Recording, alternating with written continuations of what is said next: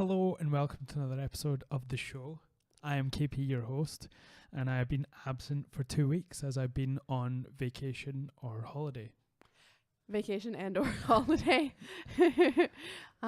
Yeah, wow. It feels like a long time. Well, you weren't there. No, I wasn't. I was on a whole separate other vacation and or holiday. Yeah, because why would you be there? I know, right? That would be really weird. random.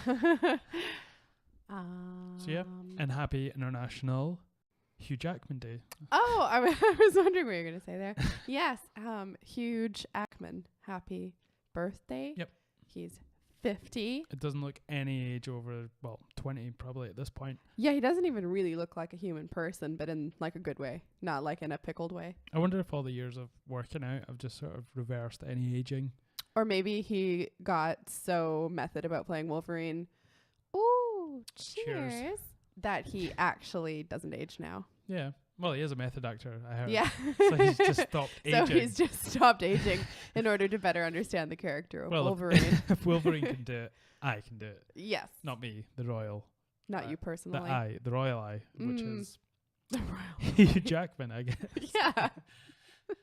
I'm going to drink some of this delicious beer. Okay. Cheers to anyone who might be drinking along. I doubt it. Ooh. So today's beer is Barney's beer. Barney's beer. Which Tell me more about Barney's beer. Which is a local beer, actually. I actually worked for this brewery. They're not sponsoring the podcast at all. I just love the beer so much. And it is Barney's beer, and this is the Volcano IPA. Classic Barney's Volcano IPA. Yeah. Yeah. And I have met Barney, obviously, because I worked there. You have met Barney severally. Barney himself. Barney himself, who's a real person. Whose name is not technically Barney, his Christian name, but it's not just named after his dog. It's actually himself that is named after the beer. Yeah. Speaking of method approaches to there's a whole John Connor situation going on there. Or John Spiders from Mars. Yes. But yeah, it's actually genuinely, they make really good beer and their branding is fantastic. Some really good t-shirts. And local here in Edinburgh. Yep. Nice people work for them. Somewhat. I'm still really mad I don't have a shirt. Yeah, well, you'll just have to cough up and get yourself a t-shirt. I know, right? But I figure if I whine for long enough, somebody might give me one. So can't be that cheap. I could just wear one of yours. Yeah, that is true. It's not the spending money part. It's the pleasure of knowing that you deserve a free shirt. Okay. And why do you deserve a free shirt? Because I'm a huge fan of Barney's. But if you were that much of a huge fan, then you would have bought a t-shirt. That's true. It's a bit of a closed quandary loop there. that you got yourself in. You buy half a shirt and I could finance the other half. How would that work? I don't know. I could get it in installments. Like, is it a crop top half shirt, or is it just split down the middle? Split down the middle. Because if I had a crop top, I would just leave it at that. Yeah. And yeah, so we came back from Canada a couple of days ago. Anyone who's been following my Instagram will know that I was over there for the last 2 weeks on vacation, both of us. And Laura's amazing parents took us in. They did. For 2 weeks and put up with us. Off their doorstep, took us in. Yeah. No, they were great. They're completely exhausting. They're way too much fun. So shout out to Ian and Adair. Yeah, I'm sure they will be listening. Yeah, it was super fun. I really liked it. I think we had a nice time. Pretty much a whirlwind 2 weeks. It seems like it's going to be so long when you go into it. And then I think we both felt the first week was like, oh yeah, like really savoring every day. And the last week was like, what day is it? So yeah, when it was coming up to the holiday, I was like, 2 weeks. That's like half a month. It's true. When you're waiting on like wages or something like that, that is a long 2 weeks. Yeah, 2 weeks can literally kill you. And equally, like when we got back to the flat, I felt like there were like cobwebs and like it had been a really long time here since we had been here. Dust everywhere. Our flat is incredibly dusty. Like on top of the dust that we left Yo, dog, here. we heard you like dust. So, because I cleaned very thoroughly before we left. So I could make a clean carpet for all the new dust. Mm-hmm. You've actually made a good job of this studio as well. Oh, yeah? Yeah, you cleaned the floor. Oh, yeah, I did. / flat, obviously. Yes, yeah. Yeah, and we have a brand shiny new shower as of today, which is cool. Yeah, we've been pretty much vagabonds all day because our apartment, the bathroom itself is being renovated and we have a new shower. Yes. And it has sparkly walls. And we have a new toilet. Which is super exciting, actually, because the one we had was very... What do you say in North America? Toilet or bathroom or... The actual Great White Telephone is a toilet. Okay. But the room it's in is usually a bathroom or a washroom. Mm-hmm. People don't say toilet. It's sort of rude. It's like too specific. Or restroom if you're feeling incredibly euphemistic. Why would it be rude though? Like you're it just feels too... You can't give away what you're doing. Is that what it is? I guess that's it. Yeah, it's not like literally rude, but it's like people are like, ew, you doing what now? Whereas if you say the washroom, like no one does this in the 21st century, but you could literally be washing your face or hands. Yeah, or you could be going to like a room in your house that has a washing machine in it. Potentially. No. I mean, it's just all of the words are either too specific or too vague, basically. Yeah. And then if you say lavatory, you sound like a numpty, and also it gives me a... Too close to laboratory. Exactly. So it gives me the urge to say laboratory. And I have had those two mixed up once before. Long story. Yes? Interesting. Tell me more. No, this is another episode. Is that why you have superpowers now? But I can't seem to wash or go to the shower because I'm superpowers when I was trying to go to the lavatory. Yeah. I feel like you were going to go to the lavatory and they sent you to the laboratory instead and they turned you into a super soldier. That's what I'm saying. Oh. Yeah. But I'm just super handsome. Yes, that's true. I liked how you just looked into the camera there, so how else would you everyone say could that? check. I'm not going to look at you while I say live streaming or okay, cool. I don't think so. This is not live at this moment, which is weird. Like some podcasts I do live, and then others mostly. Well, actually, 90.9% of them I do live. But the odd occasion, just a nice relaxing podcast that you don't have to worry about doing live. If it's last minute, not that I'm worried about like messing up while live, but no, because you don't edit. Yeah, no. Other than for sound quality. These are raw podcasts. Yo, dog. Just raw motion. I'm gonna say raw till it's raw. It already is. Ain't raw no more. No more. Oh boy, this is proving to everyone that you don't edit these. Oh yeah, like I was listening to an episode from the very beginning of the show, and this is in the beginning of the show. There was Robert Garrett, who's one of my favorite persons, neither man nor boy. Human-shaped person. He came on, and it was the first time he came on the show, and we'd kind of spoke at the gym a little bit, and we trained a little bit together. But this is the first one I'd done. It was just kind of because the first podcast, the first episode was someone that I did know, and I'd seen every day. But the second episode, it was like kind of this is going to be someone that I'm not really sure how their personality is, and it was kind of like a big deal actually, even though it was the second episode. That's cool. But it was brave. Rob, and he turned out to be okay. Yeah, I didn't realize you didn't know him that well.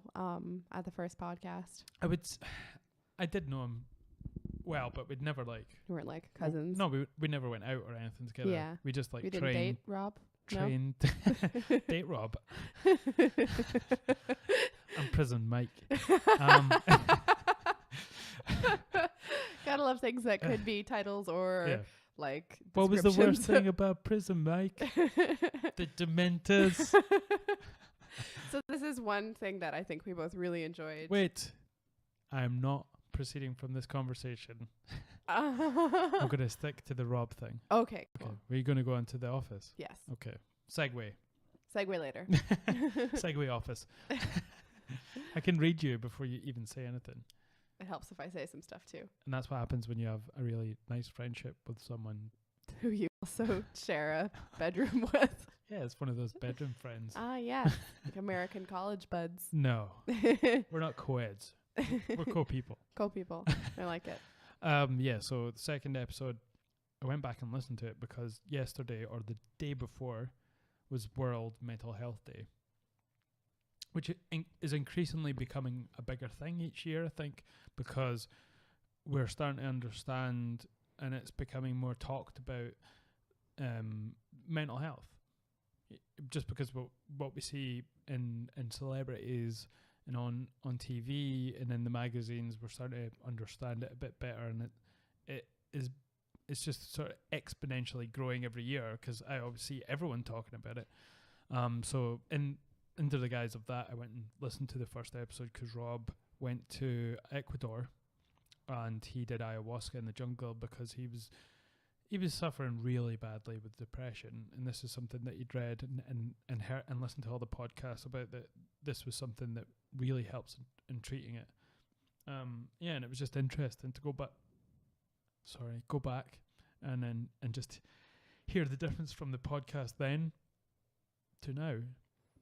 Yeah, it's an interesting, because it was quite a while ago at this point. Yeah. And I'm not a sound educated person, so I'm sure I could hear the difference if I was listening closely in terms of quality and stuff like that, but you're much more sensitive to that kind of thing.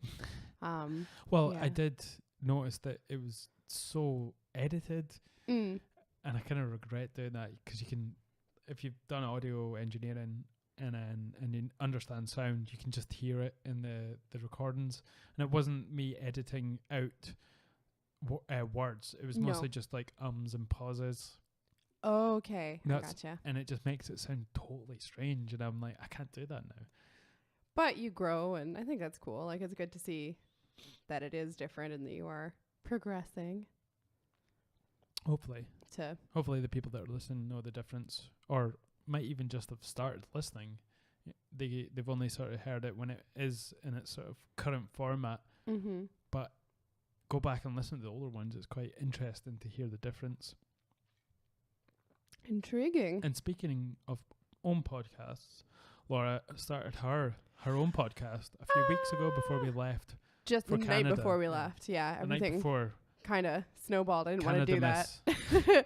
I get quite stressed out traveling, so I didn't want to put some stress on top of my stress, you're ended up craziest for getting stressed. Yeah, because I'm so used to traveling transatlantic flights on my own since I was a teenager, basically. So I'm so used to if you screw up, you're stuck in a whole other place for an undetermined amount of time kind of thing. And or it's also just got uncapped stress as well. I do without having anyone to be no, this is all good. Yeah, and it's sort of, I think I never realized I'd gotten that way because I was traveling on my own, so I wasn't getting it on anybody else. But now traveling with you, and you're whoa, are you okay? So, but I get it. I get when you're feeling stressed, and I just leave you be sometimes, or if you need a sort of punch in the face, I won't give you that, but I will just give you a handshake. Well, what you did this time was be super helpful, which I really, really appreciated. You sure that was me? I'm pretty sure it was you. No. Must be the traveling elves. The traveling elves. Came in here, did all the necessary stuff to make you not stressed. It's possible. Anyway, thank you, traveling elves, or whoever, because it was relatively... And it was also we had a nice flight in terms of it wasn't super early, and we had a good layover, and... On the way there, at least. On the way back, we had a whole adventure.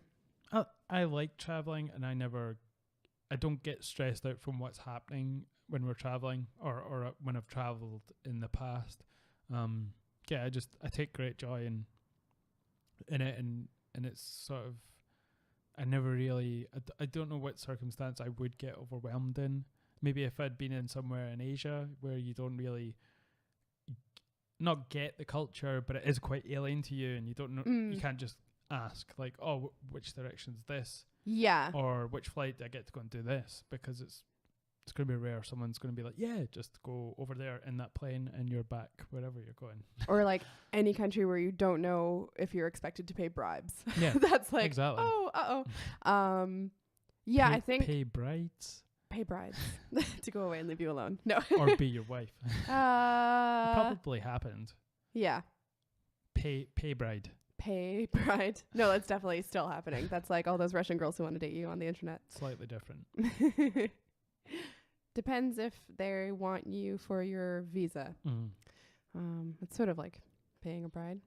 Yeah. Anyway, I think for me, it's been times when I'm I imprinted on times when I first went away to university. So I was 18 and like going home for Christmas, and like, oh, if you miss your connection in Paris, then you're going to be on your own in the airport in Paris for Christmas and you got no money. So that's going to be fun. Because if you haven't listened to previous episodes, Laura came over from Toronto to study in Ireland. Yes. So, it's a long way to go as an 18-year-old. It is, and I was 17 when I left as well. God, you're so bloody semantic. No, I just mean like that's quite young. Like I was a baby. You were in your 18th year. I was in my 18th year. That's true.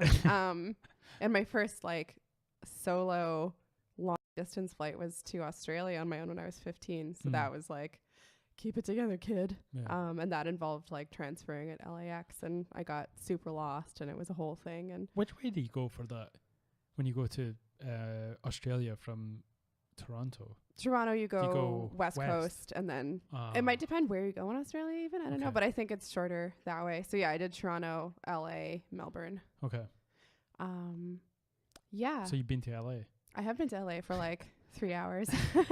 I actually was outside on the sidewalk in LA, because at least at that point, the way you change terminals is you like leave the airport and just walk to the next bit, which I didn't realize because it's not like that in Toronto. So I was like, I guess I'm leaving now. And there's that little part of you that's like, will I just keep going? Will I just live in LA now? But you don't know what's a terminal and what's a house. Yeah, exactly. Like, I'm on terminal the actual sidewalk. The guy's smoking a cigarette in there. Yeah. Watching TV. It's got flower curtains. It's weird. Yes, I'm used to that kind of, and almost all of the flights when I was living in Ireland. So I was going home like, once or twice a year. Almost all of them are not direct flights, so you always have to change somewhere mad. Yeah. And then how long was the flight?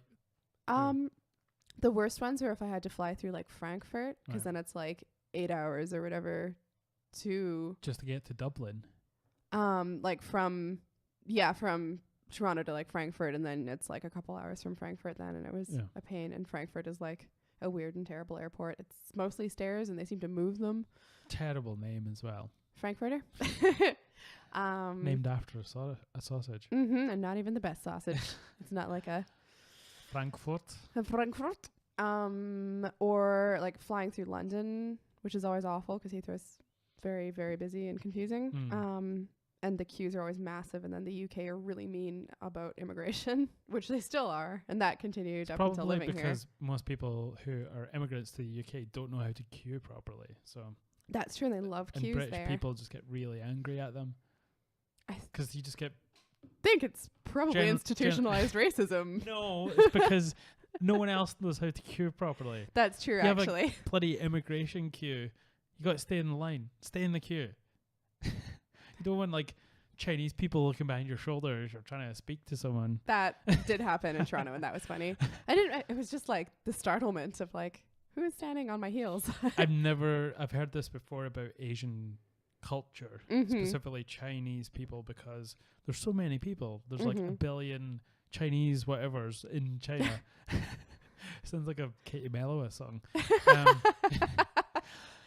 There's a Chinese person for every bicycle, supposedly. Wow, every bicycle in China? Because that's the right amount of people. There has to be.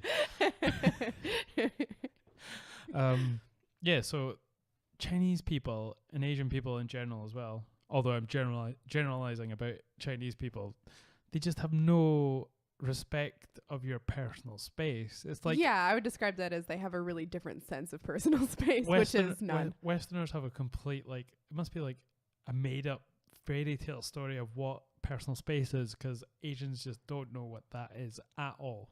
It is very different for sure, and it's really funny. Do you want to like tell the story? Oh yeah, well this was a whole saga of we got off, and this was the only we had a perfect flight. Basically, so we went Toronto to Reykjavik, and then, this direction, Edinburgh to Reykjavik, and then Reykjavik to Toronto. Whenever you're landing in Canada, on the plane, they hand out, hopefully if they remember, these customs cards they have to fill out.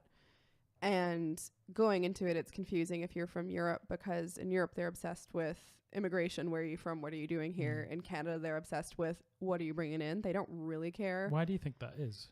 I think it's just to do with like not like the spread of things like mad cow and stuff like that, because they always want to know like, have you been on a farm? And then it's to do with taxes as well. Like if you're bringing in over a certain amount of like booze or cash or whatever, they want you to pay taxes on it. Whereas in the EU, because it's like a single trade area, you're not paying tax on stuff unless it's like something mad if you're going from a different European country. So it feels like Scotland and Canada are quite similar, because we're all northern countries or territories of places that are affected really badly by immigration and illegal immigrants. And I think because we're so far up, it never comes to us, so we don't really view it in the same way. Not that it's a good thing, you know. If it was happening, it's just, you know, there's lots of reasons around that. But yeah, it's quite similar that's things that we don't really bother about. But like down in Dover in England, it's all about immigration. Yeah. And I guess because you don't have the experience of entering the UK as an overseas person, whereas I do, and it's always a whole thing. Even in Scotland. Oh yeah, it doesn't matter. Although the only time I've been literally detained was in London, but that's another story. Why'd you get detained? That's another story. Well, it was just because they were not happy with what I was doing in the country, basically. They weren't sure if I was there to like try and stay there. Yeah, exactly. Because all of the jobs. I was coming in on a tourist visa, but I'd been here already on like a working visa. Bloody artists coming over here stealing all our bloody all jobs. Our art jobs, yeah. And they were not happy about all of that. But yeah, so you go in the little room for like a bunch of hours while they ask you the same questions over and over again to see if you change your story. Was there a rubber glove involved? There were no rubber gloves. No. Are you sure? Do you think you might have blacked out? It's possible. I have traumatic amnesia. Yeah. I know that they are supposed to offer you food, and I refused their food because I was so annoyed. And then I was like, I'm so hungry. Why did I do that? But did you think they laced it with rubber gloves? Yep. Just chock full of rubber gloves. Rubber glove salad. But I digress. Yes. So when we arrived in Toronto and you filled out these customs cards, which was already a confusing experience because it's like, no, I'm not bringing firearms into the country and all that. We are walking to get to, normally there's a big kind of bloody customs barn where you get interviewed by agents. In the past, they've had these machines that like scan your cards. For what reason, I don't really know. I guess to collect them, but you still have like a physical card of the one you filled out. But this time there are these machines that were new machines with no one there who was willing to adequately explain them. And like, I'm Canadian and English speaking, so if anyone has a chance of understanding them, it's me. But no, not comprehensible. Yeah, I just kind of felt bad for anyone who didn't speak English, who was coming straight off the plane and is met by these bloody Robbie the robots just all lined up. Yeah. And you're getting like fingered from some little annoying women to be like over there, just like pointing and you're there. Like, but what are these? And then there's no queuing system. There's no description for what they are. No, and then you're some like little woman or even if you're a teenager coming from a different country. Yeah, like if I'd had to do that on my own. Fuck? Yeah. I'm thinking of 15-year-old me doing that and being like, because when I went to Australia, you speak English. Exactly. When I got to Australia, I didn't even know what day it was. By the time I arrived, I was so out of it. And the guy was like, yeah, you didn't fill that in and you didn't fill the address on where you're going. And I'm like, yeah, I don't know any of that stuff. And he was like, okay, on you go, which is not responsible. But yeah, so it's these machines, and the woman, there was a woman posted there, but she just kept saying one phrase over and over again, which was completely unhelpful. It was like, because everyone was like, what fuck are we doing? Are like, these fucking machines that are just all lined up, and it doesn't make any sense as to why they're there. No, and they're like alongside a moving sidewalk before you get to the border, so it didn't really make any sense even why they were there. And she was just like, I think she was saying passport control. But she wasn't even Canadian. Maybe she was like an illegal immigrant that was sort of caught in the middle of... Yeah, and she was just going to stand there and say that. Passport control. And everyone would... leave her be. But yeah, but like, do you mean go on to passport control, ignore these machines, or do you mean these machines are passport control? Like, what do you mean? And she was like, I don't know how I can be any clearer. And I was like, well, use your words, I guess would be, helpful. But yeah, and you enter in all the stuff you've already entered, like written out on your customs card into these machines again. For me, at least, there was no option to be a Canadian citizen who wasn't a resident of Canada. So I ended up filling it in completely differently than on my card. So I was immediately like, well, I'm going to get arrested because one of these is fraudulent, basically. And then we go on, and then there's the big actual customs barn with a billion people and a bunch more machines. And I got completely pissed off. Oh, yeah, and yours wasn't work. Yeah. And then meanwhile, the story about the Asian sense of personal space, but there was somebody bumped into the back of me, and there's tons of room around these things. There's not a queue. So I was like, what's going on? And I look behind me, and there's like a little smiling, I think, Chinese woman. And I was like, can you, because I'm entering in like personal details and stuff. And also she's like actually bumping into me, even though there's nobody around. Over your shoulder. Yeah. And I'm like, can you like back up a bit? And she couldn't understand me at all. And I realized like I was mad. And then I was like, don't be mean to the lady. She doesn't know what's going on. She's just trying to figure out what's going on. No, she's trying to piss you off with her very presence.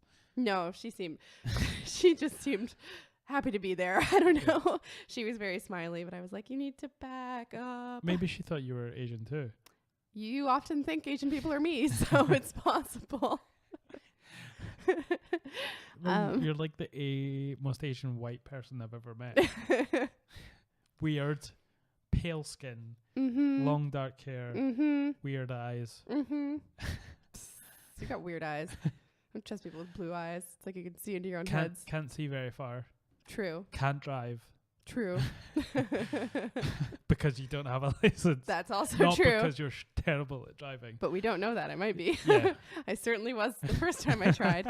But yeah, so we get down through to the big old customs barn, and there's a lady separating people into queues, again with incomprehensible criteria. She's going like, receipt 1, and we're like, what's receipt 1? Like what? Again, wouldn't tell us what receipt 1 precluded to, or what was going to happen, or where we got it from. Yeah.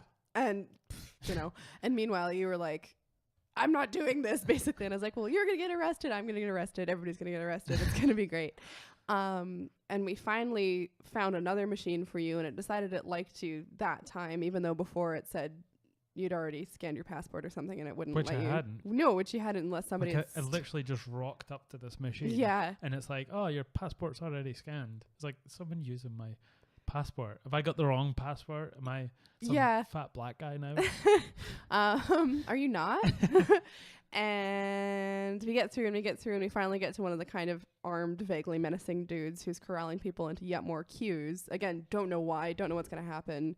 He's sending some people to queues, waving other people through.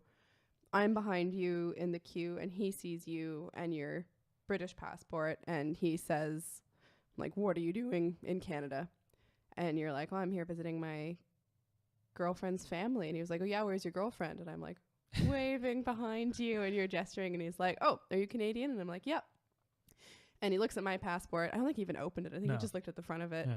And then he gives you back your passport and just goes, well, better than a passport, and waves us through the queue. So we never talked to anybody. It was so weird. And then the frustrating thing was the piece of paper that stupid robot gave us at the very start.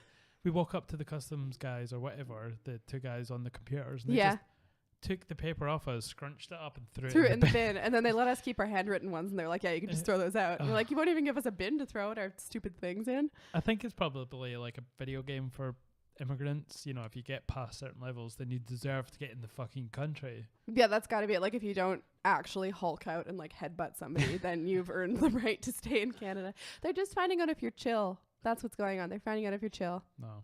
They're finding out if you're a bunch of hosers, eh? Oh, a bunch of hosers, eh? Yeah, it was good. We finally got to Canada, and it turned out to be an amazing experience for those 2 weeks. We had fun. I'm glad you had fun too. We did some wine country visiting, which was nice. Prince Edward County. Big shout out to that the wine county. Yeah. I think it's east of Toronto. Southeast. Yeah, a little bit south and east. And this is something that I didn't know for a long time, was they make wine in fucking Toronto. They totally, close to. Near Toronto. Yeah. Pretty much as good as. Yeah. And it's good wine. We tried some really good wine. I think in the past, all the wine I've tried from Canada was either like mass produced enough that it's like, yeah, it better be good at this point, or it was like marks for effort. But we tried some really nice wine. Yes. Which hopefully on my next wine podcast I'll be talking about. Oh yeah, we forgot to get into that. Yeah, we keep on branching off. How was your first experience of being a podcast host and a podcaster? Well, hosting only myself, even, I was extremely nervous, and it all went by in a flash, and it was a good experience, but I definitely want to build on it a lot more. So it was good to kind of get it out there. I'm not going to promote it too heavily until I have a couple more episodes up. It's a very good introductory episode to what your podcast is going to be. Yeah, and it would be really good to get I've gotten a bit of feedback from people because it's hard to know how much detail to go into about stuff. And I think I'm also used to details. I'm used to details. I love details, but I'm never sure how much I'm just a Spock and like if other people are that interested. But I guess I have to assume if they're bothering to listen to this podcast, they're at least kind of interested. But Spock, like Spock, he has a human half as well, so that comes out when you start talking. That's true. And then the other thing that I hadn't realized would be difficult for me is that I'm used to, giving tasting notes and like talking customers through wines at the bar, and we do these wine flights every week where you describe the wines to people. But I've gotten doing that, very confident speaking, but really reliant on picking up cues about whether the person's like grokking what I'm saying and should I keep going, or are they not super interested and just like keep it light. It's almost like podcasting itself. When your usual thing is to sort of say yes a lot into the mic when someone is talking to you, and you want to give cues that you're listening. Yes. Or you're engaged in the conversation. But for the podcast, you can't be like, yeah, hi, yeah, totally, yeah. Awesome. I get that. Yeah, man. You can't say that. You have to wait your turn on podcasts. Well, I certainly should try more, but I find you're very good at that, though. I'm not good at that because I'm so used to, again, with the verbal cues of like, I am listening to you. Yeah. So now I'm doing this thing where I shake my head a lot like a chipmunk and let my teeth rattle, but I try not to say anything. Oh, you've not done that once yet, so maybe you should try it. I was doing it earlier, but more subtly. So yeah, it was a great experience then. Yes, it was very great, and I really appreciate your help and encouragement in getting her done. You did really good. Thank you. You can only judge it when you actually do one, and that'll be the basis for how you continue with it and how you feel about it and what you're going to do. Yeah, it's hard. Sorry, on you go. Oh no, it definitely gave me, like, I have a few things that it kind of started to touch on, but that I definitely want to still talk a lot more about.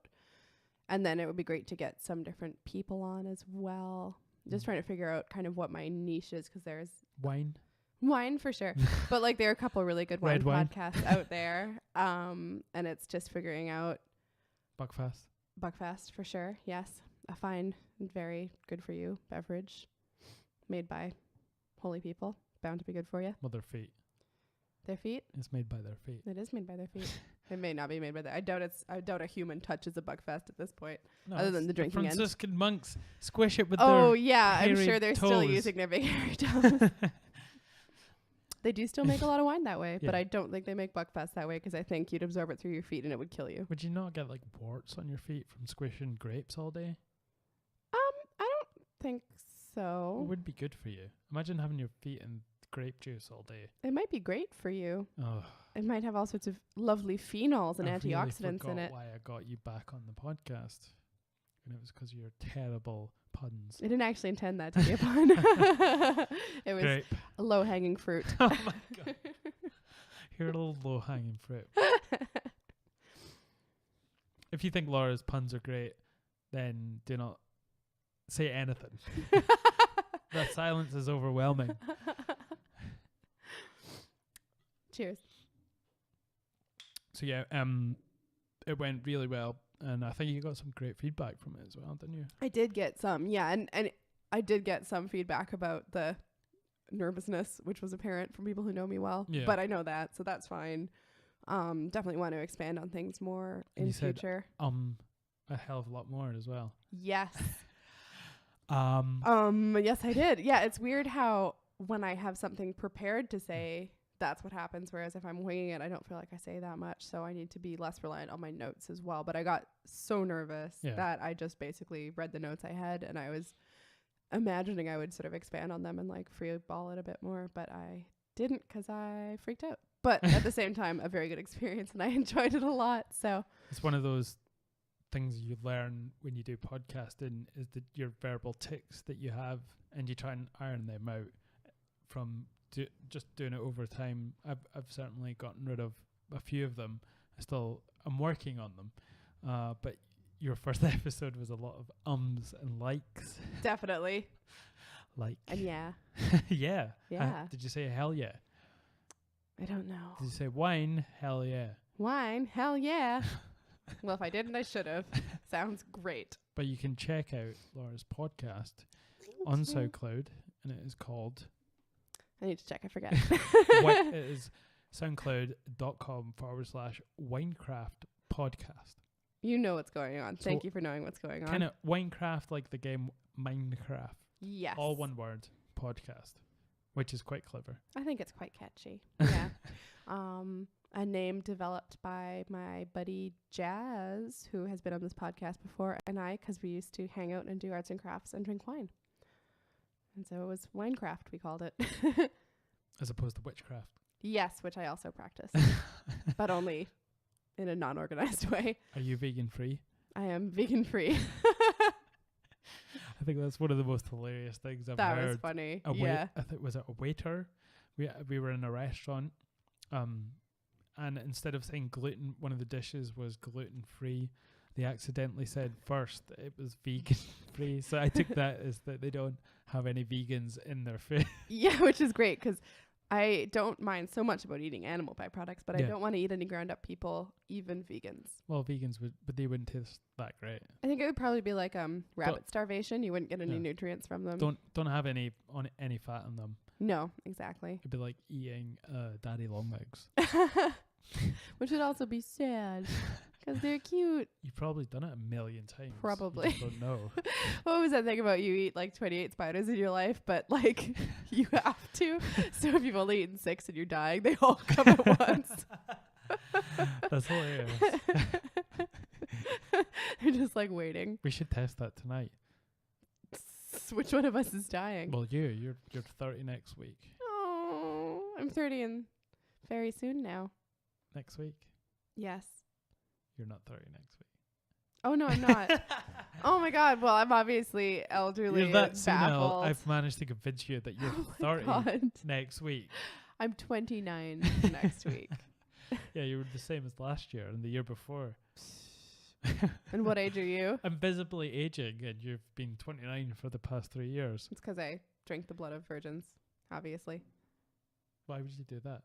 You know. I know. To keep you young forever, and also like in What We Do in the Shadows. It's not been scientifically proven that.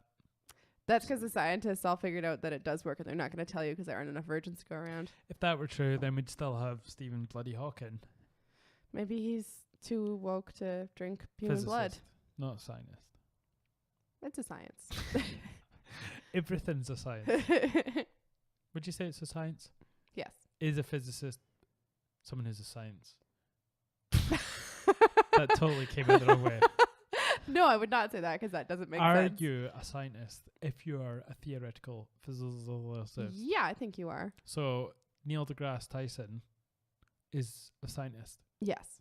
But it's sort of like an umbrella term. Okay. Like you are a... To keep the rain off, yeah.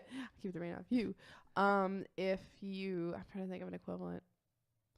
You can be a doctor. Generally, that's what you do. Yeah.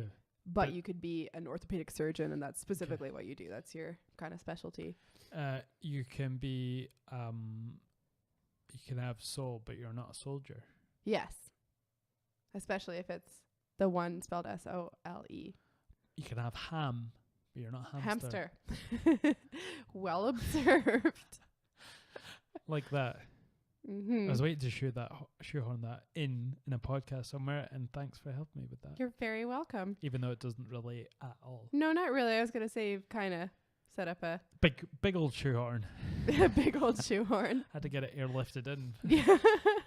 That's just a water slide, right? That's cool.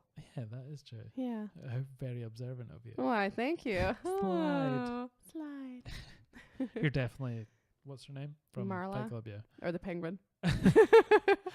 No, you're actually Brad Pitt. That's why I was attracted to you from the very start. Does that mean I may or may not be a figment of your imagination? No. Oh, yeah. I would not be attracted to my own alter ego. You totally would. No, I wouldn't. Yeah, you totally would. No. Yep. Do you think they would remake that movie, and who would they have in those parts? Who would play Marla? Who would play Edward Norton's character, and who would play Tyler Durden? Spoiler. That's a really good question. Do you think do you think it can be remade? And two, if you do, who would be in those parts? I think they should not remake it because I don't think there's any need to do that. I don't think it requires updating. It's not going to stop anyone. No, totally. And I bet you that will. And so I'm surprised they haven't made like a TV show of it yet, to be honest. They have. Have they? Yeah. Really? Fight Club: The Chronicles. Are you messing with me? It's called The First Rule. It's got 2 taglines. The Chronicles and The First Rule? Yeah. That's how you know it's going to be good. Yeah. It's got 2 subtext headlines. Yeah. No, they don't. Huh. Surprised they haven't made it into a TV show yet. Fucking Netflix handing out money to everyone to make stupid TV shows of amazing movies. I feel like Snatch.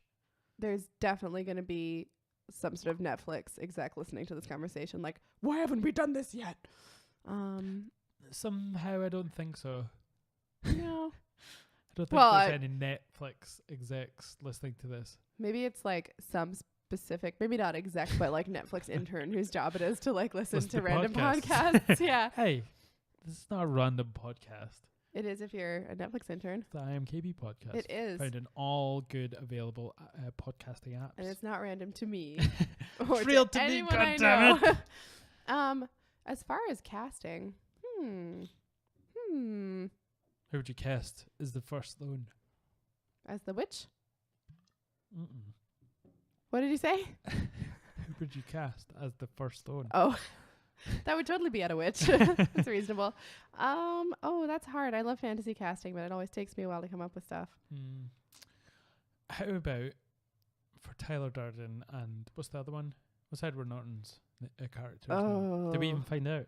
I don't know. I am Jack Spleen. Jack Spleen. Okay. If you're ever... I'm a huge fan of Fight Club. I've literally watched it a billion times. Oh, no, I know. Yes. And and I still don't know the name of Edward Norton's. That's quite funny. That's bad. I think Jack Spleen is very funny. Jack Spleen. Sounds like some anatomy park of Pirates of the Caribbean. Yeah. But it also sounds sort of like an Evil and Wah character or something. Like, the pancreas of the Love Pirates. Jack Spleen. Pirates of the... No, was it Pirates of the Pancreas? Yeah.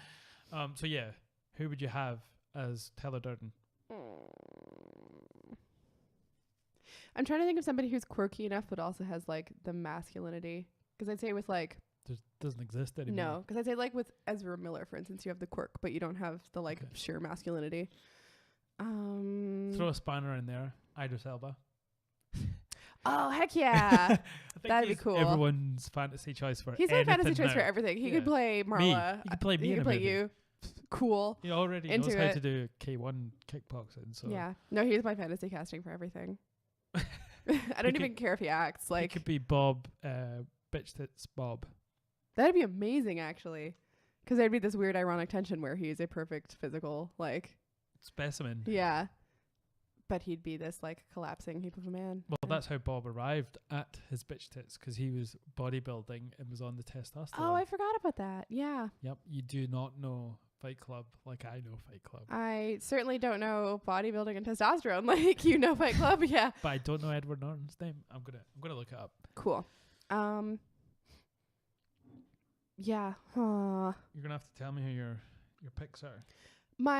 The Marla that's coming to my head is do you know Brando? No, that would be weird. Marla Brando. I'm Marla Brando. Oh my god.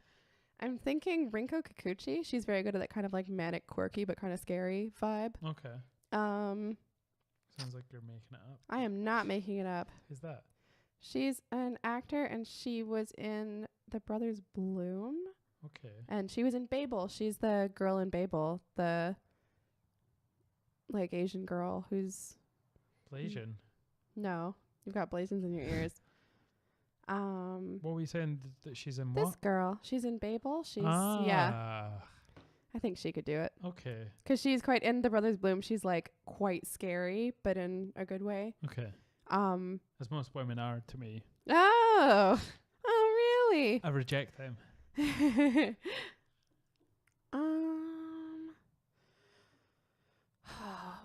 We were watching somebody recently, and he reminded us of Brad Pitt, but I can't remember. Oh, Benicio, not Benicio del Toro. Benicio, what's his name? He was in Snatch or Lock, Stock and Two. Benicio del Toro was in Snatch. Yeah, I think we're somebody younger though, because he like, I mean, he looks like Brad Pitt in a weird way, but like a Brad Pitt who got stung by a bee.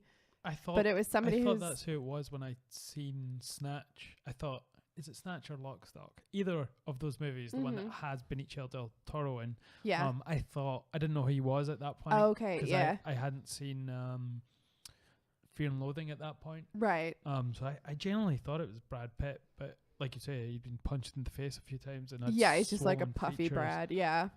But there was somebody we were watching, and it was like, oh, this person is actually a really good actor, but I feel like he's hampered by his good looks. Basically, who was that? Also.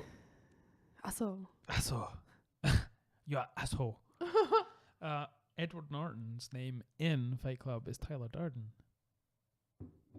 Yeah, I guess that makes sense. We probably never hear his name mentioned towards him. Yeah. Ever. Of course. That's why I don't know it, because it wasn't said to him until the end, obviously. Spoiler alert. It's 20 years old. If you haven't get seen with it, the program. if you haven't seen Fight Club, go and stop listening to the podcast. Yeah. Take back the spoilers I just gave you and go watch it. It's amazing. We still need to watch it together. We've never watched it together. Yeah, it should be good. So who do you want for the three? I'm going with Rinko Kikuchi from Marla. Should be good as Marla. I think she'd be great. Yeah.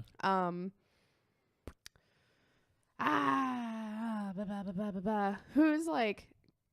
Oh, I'm trying to think. That's hard. In some ways, the Edward Norton character is the hardest to cast because he could be like anybody. Yeah, he is quite vanilla in a way. Oh, you know who could do him is Mr. Robot. The actual Mr. Robot? Not the actual Mr. Robot. The what's his name? Rami Malek. Really? He could. That is kind of weird. I believe him as like a stumbling, kind of sleepy. Kind of twitchy. He kind of already has done it in Mr. Robot though, so that's probably why it's coming to mind. It is related to Fight Club. That is true. If you haven't seen Mr. Robot, spoiler alert. That's true. Yeah, I think that's why it's coming to mind, is he's basically already done it. Someone white and dweeby. This shouldn't be that hard. Like, everyone is white and dweeby. Demographically, people are very likely to be white and dweeby in Hollywood. Someone who sort of doesn't have a chin. Long neck, no chin. Long neck, no chin. Do you know who'd be quite good? Not that he doesn't have a chin, but the guy from Twilight. Robert Pattinson, the dirt squirrel. He'd be great. Yeah. Or maybe as Tyler. He could do, I'd say Tyler. Well, they're both Tyler. He'd have to like get a base layer of tan on there and stuff like that. He'd have to work on the abs. He's a vampire. All he does is sparkle with the sun. He reflects light as opposed to taking it in. I think if he'd said that like a year ago and I hadn't seen him in better stuff, I would have been like, you're tripping. But like having seen him in Good Time, not that it's a similar character, but I think he has the chops, as they say, and he deserves chances. That guy deserves chances. I would take him for the Edward Norton character. So it would have to be someone for Tyler Durden that is sort of contemporarily hot. Is that? Yeah, like who's hot? Today's show is sponsored by Who's Hot or Not by KP and Laura. Oh my god. There's got to be. I feel like there has to be someone who has that Brad Pitt thing where he is really hot, but he's good at playing those kind of crazy characters. Tobey Maguire. Okay. You know, I'm seriously kidding about that. Yes. Yeah. Can't take him seriously at all. No, so he wouldn't be in that. No. Nope. Is there anyone that could take on the gravitas of Tyler Durden, the Brad Pitt side of it? I don't think there is. Who's tragically good looking and is a great actor? What's his name? There's a guy I'm thinking of. I don't know. You're always thinking of these guys. I'll see if I can find him. He's got 3 names, so I can never. Aaron Taylor Johnson. So he was the kid in Kick-Ass, but he's like really hot also. You haven't seen Anna Karenina, so you haven't seen him be super hot, and also you're not a girl or someone who's attracted to men. So. Oh, now there's layers to why I can't understand why he would be good at it. He is. He's really attractive, but he has charisma. I understand that fucking Brad Pitt is the best Tyler Durden there ever was. Yeah, for sure. Is it Quicksilver as well in Avengers? But don't judge him on that. It's a very empty character. Could he play him though? I don't know. That's the best I can come with right now in terms of like classically really attractive, but also good actor, and he has had to have charisma in things, and he can do it. I can't even name good up and coming actors at this point. No, I'm struggling actually.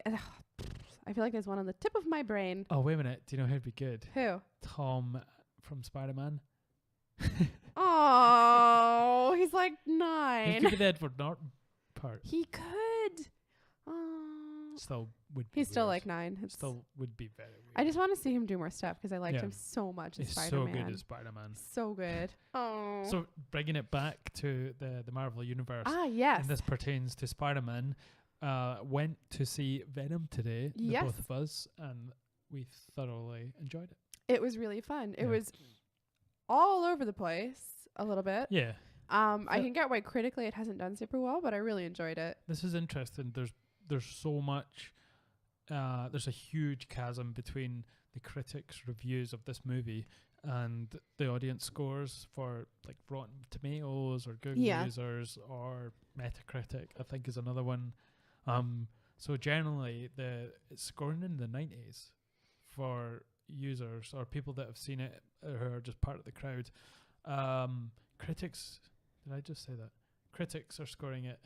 I lost my train of thought. Critics are scoring it. Very lowly. Crickets hate that and film. People who are just Joe Public are scoring it very highly. Yeah, which I really like whenever that happens because it feels kind of disruptive. Like I feel like there's this tendency for studios to like, you can do so much research now based on what people like, even passively just collecting stuff from the internet. And I always like when they basically, it gets demonstrated that doesn't work. Like you can try and make things so that people will like them and people will just like whatever they like. And even that division is hard to judge it by sometimes. I've seen some movies that have been panned by the critics. Yeah. And are amazing movies, but I've also seen ones that have been loved by the masses and it is fucking terrible. Yeah, it's a weird one. And sometimes you can judge it based on what type of movie it is. Like you're going to get something like, it's hard because you can never tell what anybody's motivations are, like in terms of critics. If it's something that's like sort of a stupid comedy, do they judge it objectively on, is this a good sort of stupid comedy? Is this a good example of its like breed? Genre. Yeah. Or are they going to be like, well, this is worse than Titanic, so it's 12 points. Like, wait a minute. What did you just say? Like, which Titanic's worse. No, like is... Are you saying Titanic is a terrible movie? I mean, it's like an Oscar kind of... You take your words back right now. No, I just mean like I was trying to think of something that was like an agreed upon good movie, and they're like, well, if I'm it's just joshing you. Okay, but I'm just trying to make it clear what I mean as well. It's like, but that is what it is. It's just a blockbuster Hollywood movie. Yeah, and then and it tries to appeal to mass. The mass. Titanic. That's what I'm saying. But Venom. Yeah, I thought it was fantastic. It had a really weird tone, which I liked a lot actually. Which I would have liked even more if they'd leaned more into it. Again, I think it was a little... The big thing I took away from it is I wanted more weirdness Yes. between Venom and Brock's character.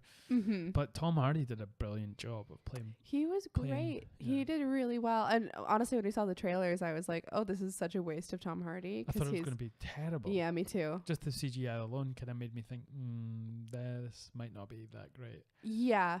And I think in some ways, because they couldn't settle on sort of whether, like, what, because it comes off almost as like it's like a one-man buddy comedy by the end, but also like a horror one, but also like a PG-13 horror one-man buddy cop freak out. Like, and it's a buddy cop where it's still the good guy, good and bad cop. So yeah, and also none of them is a cop, but you know what I mean.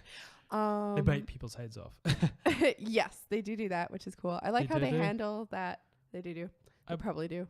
And one of the things I loved about this movie, and Tom Hardy particularly, is usually he plays people who are sort of one-dimensional, but are fantastic portrayals, or he does a really good job of making this character stand out, even though they are one-dimensional. And it's usually like Mad Max. Yeah, almost like a character actor, but with bigger roles. Yeah. Like, and he takes things that are sort of revered and makes them just pop, but even though it is still a one-dimensional hero character or slightly anti-hero, Mad Max is an example, brilliantly portrayed, but it is what it is, to quote MMA. Yeah, he adds a lot of interest to that type of character, but I definitely see what you mean. So in this part as Brock, he just showed so much sort of flair and depth, and sort of there was comedy and tragedy as well, and more character, and it was good to see him sort of have the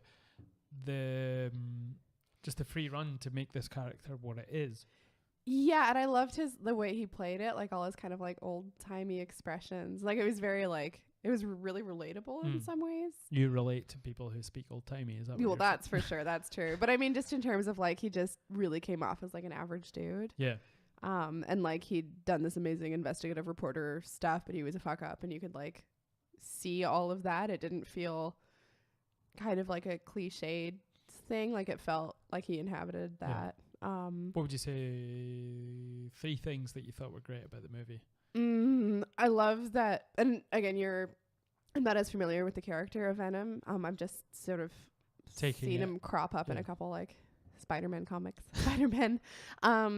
But I like that they play him as he's just like a goof, but like a scary head-eating horror goof, which I really like. He's sort of like a bro almost. He's just like, I don't know. I found that brilliant, as opposed to him being like, ooh, a sort of super evil or like super boring. Like super intelligent, super evil, sort of very creepy. Like calculating, and like when they have science fiction people, but for some reason they have English accents and don't use contractions when they're speaking. And I'm like, why is he like the king of England? Like, what's the point of this? He's from space. So I liked that a lot, and I loved the interaction between him and the Tom Hardy character, which we already kind of touched on, in terms of them like bonding, but again in that weird way where it's like, I have to be cool with the fact that this guy like eats heads and wants to make piles of bodies.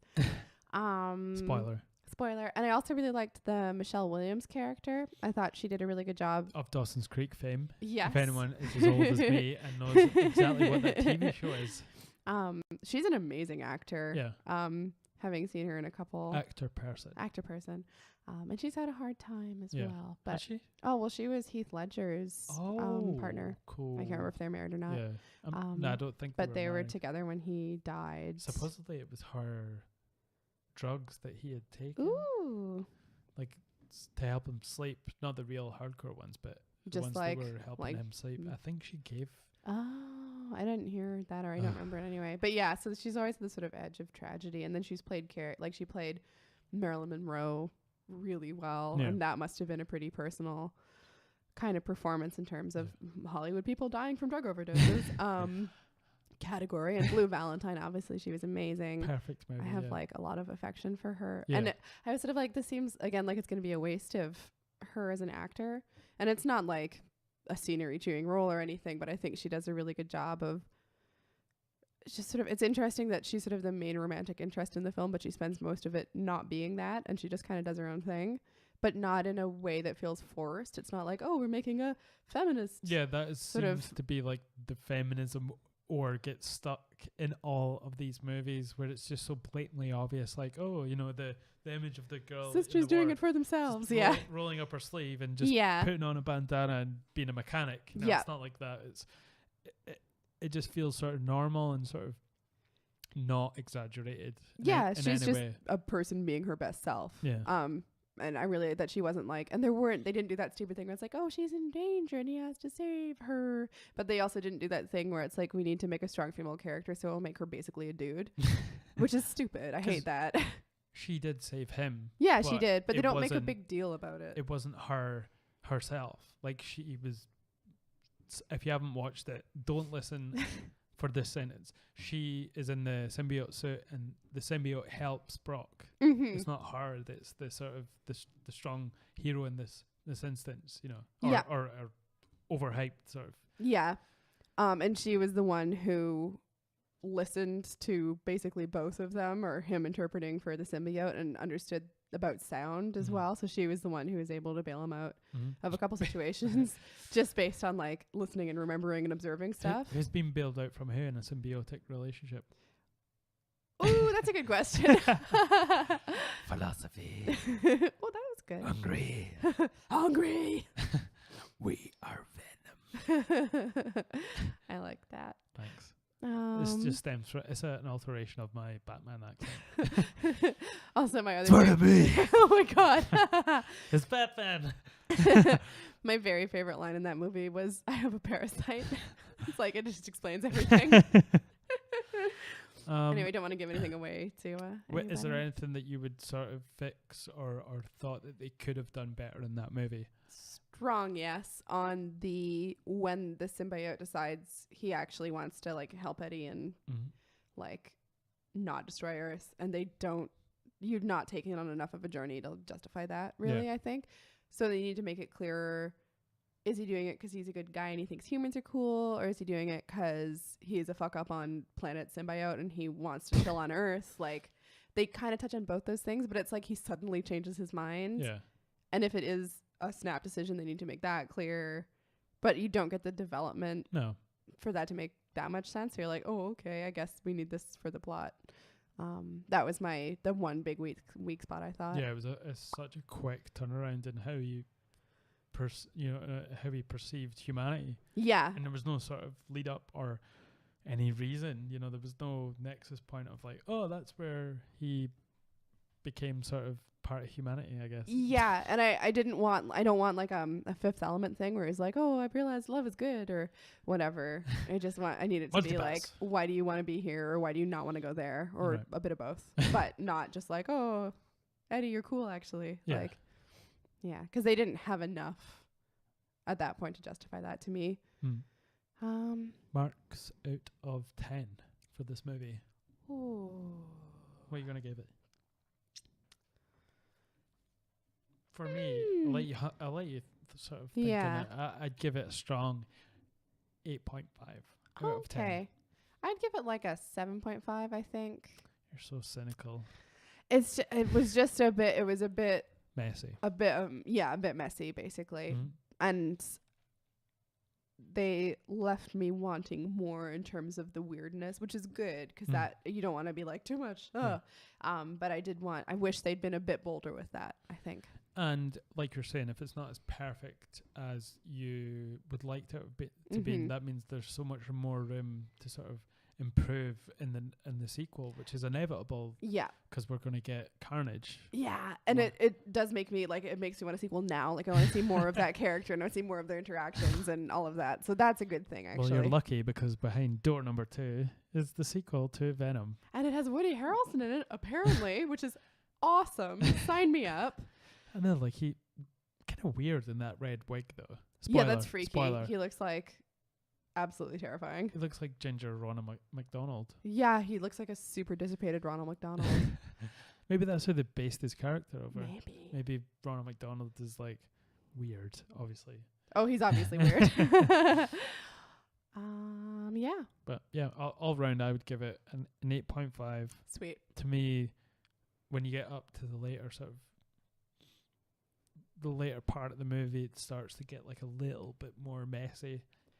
I almost liked it more. The as first it got. sort of like 2/3 I thought was good, and then it just become visually it became more impressive in the last third for me, but the story just took a little bit of a I can see what you mean. I think for me it was almost like it had a rough teenagerhood, and I liked it most of the beginning and the end. I think didn't like the middle. There was something like his whole like motorcycle like chase-ish thing. I love the way they use San Francisco in that, in terms of the streets being really steep and stuff like that, but there was it was like almost too much. It was so frenetic, and compared to the fight between the two symbiotes, which obviously was super chaotic visually, but in like a totally trippy awesome way that I really liked. I think that was some of the best visuals I've seen in a movie, and it was really cool, possibly in the last couple of years. Yeah, and they made use of having like fully CGI characters as opposed to it being kind of a crutch. I thought in that case they like pursued the potential of where that could go if you're not constrained by like having to sort of work with human people, basically. I think with all movies, when it comes to this type of thing, the weakest points for me have been when you see the human person and the CGI together. Yeah. And it just doesn't blend as flawlessly as it should. We've seen that in a lot of Marvel movies, and sometimes you could just have a whole movie with Venom and it would look amazing. Yeah, I loved he was really cool. And I think you can take lead from movies like Planet of the Apes. The chimps and the apes on a whole, they just look flawlessly blended with the humans in the movie. It feels like it's all part of the same universe. Yeah, in the most recent ones, they're really good. Because I was just, when you said that, I was thinking of the bloody terrible awful ones with Mark Wahlberg, and I was like, that's because they're idiots in makeup. No, I follow you. Yeah. There's no CGI in that, you know that? No, in the Mark Wahlberg one, they are idiots. The recent one. It's just all genuine monkeys. Yeah. They taught them how to speak. Yeah. Cool. Sweet. I want to meet these monkeys. Apes. I'm being euphemistic. No. No, they did an amazing job with the CGI, and were able to blend those two worlds together perfectly. And I think we've seen a lot in Marvel movies, and with Venom as well, that it's so tough to blend the human and CGI aspect of it so seamlessly. Totally. Even when we saw Brock coming out of Venom's face, it still wasn't like as smooth as I want to see it. Yeah, I think for me the best CGI in terms of characters in films are the recent Planet of the Apes ones, and then also Thanos in the Avengers, and it almost kind of mirrors to me good filmmaking, because it's like, if it's really good, I don't really notice that it's CGI, but if it's excellent, I notice that it is, and I love it. It's like a whole other character. Like, it becomes fascinating in its own way. Like, you want to stare at them like more and more, because it doesn't fall apart, and it's fascinating that it doesn't. I think Thanos and the Avengers movies have been cocooned by the fact that most of the sets are CGI. Yeah, that's true. Whereas I thought it was fantastic. But whereas Planet of the Apes, when they're in the forest, that is all 100% San Francisco redwood forest. And it's fascinating how well that works. Like, it's... I don't even know how they still managed. They managed to make this movie. How did they manage to make this movie? I don't know how they managed. Give me the fucking prawns. They had a ménage à trois. Ménage à trois. It's French for something. Yeah, they used more than 3 animators, I guess. Mazel tov. Oy vey voy. What even is that? It's an exclamation of Yiddish. Punk, being the badasses that they are. This is the Clockwork Tangerine, which is a brilliant beer. I really like it. I like that a lot. It's really good. I think it's probably fast becoming my favorite beer. I think that... over the Punk. I think Punk will always be our house beer. Yeah. But I think this is my favorite of theirs. That's how hipster we are. We just have house Punk beer house sitting around IPA. everywhere. Yeah.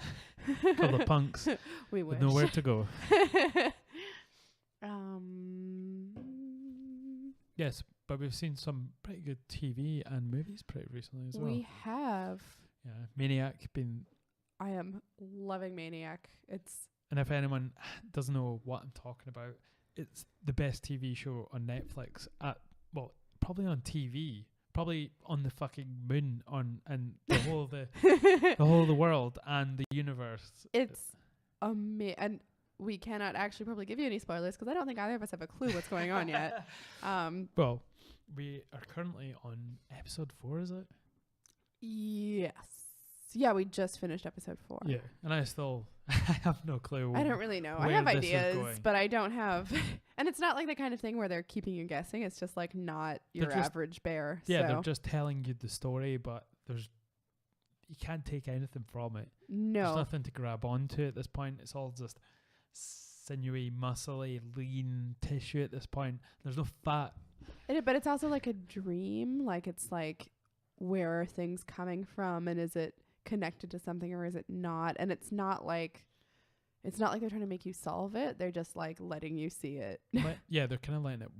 You just have to let it wash over you. Yeah. And not take everything too literal, I guess. But we're only 4 episodes and it could change drastically. For sure. It's so sad and it's so funny and it's so weird. I'm absolutely in love with it. It's so good. I wish it would go on forever, but I'm also really glad that it's not going to, because that would be a mistake. And it's funny seeing one of the 2 main stars of Superbad, the movie, apart from McLovin, obviously, and the skinny dweeb dude, is Jonah Hill and the other lady. Emma Stone. Yeah, I always forget their names. I have a hard time remembering his name for some reason. I always want to call Jonah Hill Seth something. Yeah, I always get that, and then I get him mixed up for some reason with his name with Judah Friedlander as well. So I get like Judah Hill, but then I don't know. It's good to see them reunited because they did have a bit of chemistry in Superbad. You've not seen it, have you? No. We might have to change that. Oh, once we finish Maniac, we should sort of soothe ourselves maybe with a Superbad. Yeah. Do their respective movies maybe? That would be cool. Go on a marathon of their individual movies. Oh, that'd be good. Yes. Yeah, I really like her as well. I don't know what else she's done though. She did Easy A is a surprisingly really good movie. It's okay. I thought it was good. I guess it's pretty good. Okay, well, it's not the type of movie I like, especially when I saw it. So I did not have high expectations. I don't know why I ended up watching it. But I actually really liked it because I love the parents in it as well. They're so funny. There's a few movies that take a movie from a stereotypical genre of movie, say the sort of high school genre. And they kind of flip it on their head sometimes. And that's kind of like what Easy A does. Totally, yeah. And I found it very appealing. And I like those ones that take those stereotypes and just shove them in your face, but flip it on its head as well. Yeah, totally. Yeah, it really worked for me. And I am talking about movies and not any body parts. That's violent.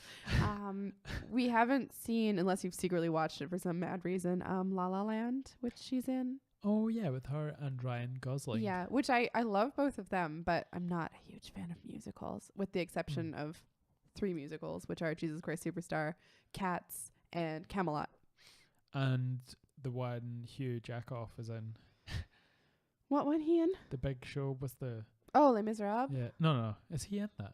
Yeah. Okay, he's in the most recent one. You know, the Mr. Showman guy, the Greatest Showman. Oh, it looks terrible. Oh, I couldn't even. I think we were at the cinema a lot before it came out, and we saw the trailer like every time, and I don't even want to see the trailer any more times, let alone actually see the movie. Have you seen Lab? No, I haven't. Is it with him in it? Yeah. But there's been quite a few actors that have played those roles. Yes.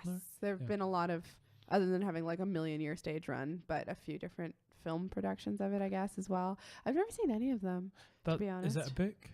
Because it's one of those things that is sort of in pulp culture. Yeah. And it's in the background of my way in the background of my mind. Yeah. And I've never watched it, but I know that it's a thing. Yeah. I'm not sure what it's based off of, but it's known most as a musical more than being a book. I assume it's French. I don't think it's written by anyone French though. Like, it's about the French Revolution, obviously, but the Miserables. That's why I said it's French. You're French. Just because who it's written by doesn't make it that. But okay, yes, fair enough. Was Macbeth about Shakespeare? No, but Well. Macbeth isn't Scottish. It's about a Scottish subject. It is Scottish. See, I would It's say a this Scottish is a semantic king. issue. And what do you say if you don't say the name Macbeth? The Scottish play. That is true. Picked a lucky example there. But you don't say that like That's why I picked it. Okay, 'cause so you wouldn't say Midsummer Night's Dream is like about Midsummer. fairyland. Yeah, I You wouldn't would. say it's like fairylandish. Yes. No, I because would. it's not written by fairies. Well, it might be Written by the actually. fairies. It might be Welcome written to by the fairies. land of joy. Yeah, we could go on. Semantic issue. Well, name something else, and I'll put hole in your ideas. Stick to the dome. There's nothing else you can describe, is there? I'm just trying to think of something that fits well. Would you say Is the Black John Swan? Carter series is Martian? Yes. Is it though? It's a Martian movie. It's a movie set on Mars, but Yes. it's not of or by Mars or, Or Martians spiders. or spiders. Spiders from Mars. Spiders from Mars. John Spiders from Mars. To me, a French musical would be something that was written in French by French people. I'm sure it's even in the blurb. No, it doesn't have to be done by French revolutionary people for it to be a French No, it movie. doesn't have to be done by French revolutionary people. That's it would be like done by French saying, people. I can't say anything about black people because I'm not black. You're getting carried away now. No, that's what you're saying. Is a cheese made in She's so French? She's so left wing. Do you get French cheeses that are not made in French? No. We have to speak in French to make the cheese. They are not made in French. In France, yeah. It is just a France A cheese. of France. Or say, okay, let's do a wine analogy. You could make Are all Clydesdale horses from Clydesdale? not anymore. I don't even know who that helps. I was going to say Scotland, but Am I currently Scottish? yes, Not according your to story is Scottish. Her Majesty's Would blah you say blah. your story is Scottish at this moment? No, Yeah, you would. no. I'd Yes. say my story is far-ranging, like somebody who's from Canada and has lived in different places. Okay, enough of this nonsense. Yes. I've got something for the listeners, and it's not a boner. It is. Not that they'd be able to tell from So- listening. If anyone is a fan of BoJack Horseman, Now I okay. which I am on the fence about, I think it's because I know too many abundantly hipster people that absolutely love the show, and I love Rick and Morty, and they hate Rick and Morty if they're. Oh. Well, no, actually, there are a few people that I know that like Rick and Morty. There is overlap. Um, Yeah. So I've been watching things on Netflix, and then there's an advert for BoJack Horseman that always pops up, and it, you know, one of those things that you get a bee in your bonnet about something. Yeah. this- You could even get a hobby horse about it, which is appropriate. Half hobby horse. Which half? Just the stick. So it keeps saying the little thing, that the title about the show, and it starts off with, wait a minute, I've got it, because I posted it on my Instagram stories because Yep. it pissed me off that Yep. much. You're livid. Let me see. So the tagline for this is, if it comes up, sorry, bad air. Oh no, it's not there. I'll have to look at my images. Anyway, it's something like BoJack Horseman being half human and half horse. This is it. He's half horse, half human. Has been a TV star who drinks a bit too much. He's really got a lot going on right now. Now, my bone to pick for this is Yes. he's not half human or half horse, That is correct. because I googled it, Yeah. and his parents are both Horses. whatever he is. Yes. which we're looking at it, and he's got a horse's head. For him to be half human and half horse, his mother would have to have slept with a man. Mm-hmm. Bestiality for a thing, which is not illegal in some places. Thank you for pointing that out. You checked that too, eh? I think it's illegal in 9 states only. That makes sense. And you can imagine which ones it's not illegal in. Tenor bets it's legal in Oklahoma. Alabama. That should be a headline for anything. Yeah. Like, I'll bet you it's legal in Oklahoma should be the name of a movie. Yeah. 101 Things to Do in Oklahoma. And not cross state lines about. Yeah, and like I so could see if he was half human, half horse, then either his mom or dad would have had to have been a horse who slept with a human. Which is fine if they want to in that universe or whatever. Of or course. Alabama or Oklahoma. One of those states with vowels in it. But because those things aren't so, because we've seen his mum and his dad, we know that he isn't half human, half horse. So one of them could be half human, but he's at most genetically like a quarter. What if both of them are half human? What if both of his parents are half human? Yeah, so what would that make him? I don't know. That would make him That would be a half human, half horse, but in installments, which is weird. We're back to installments. And then my other quibble was I was thinking about centaurs, and I was like, they're usually described as half man, half horse. But they're not. But they're not. They're like 2/3 horse, 1/3 man, depending on which end you get. If that. I was counting legs, or if you do it by mass. And is you it, know? Yeah, is it all relative? Because the Yeah. horse is bigger. Yeah, exactly. And they have like a centaur would have like they'd be doubled up on some organs, but like by weight they're more horse for sure, and by limbs they're more horse. They should just do it to scale, so all relative to humans. So you have like tiny horse feet. That's great. I feel like there's like homunculus diagrams of like how big your body parts would be based by how many nerve endings. Homunculus? So homunculus is like it Number means like 2. a little man, but they used to draw these. Or I've seen diagrams that are described as homunculi, and it shows. Wait a minute, did you just pluralize homunculus? To homunculi, yes. Are you homunculuses? Homunculotes. No, they're homunculi. I'm pretty sure they're homunculi, and they show how big your body parts would be if they were to scale or proportion with how many nerve endings you have there. Okay. So it's like you'd have a big, huge hands and a big, huge tongue, and like other things would be tiny because you don't have that many nerve endings in them. Right. Including, funnily enough, your junk, which is not actually got that many nerve endings in it.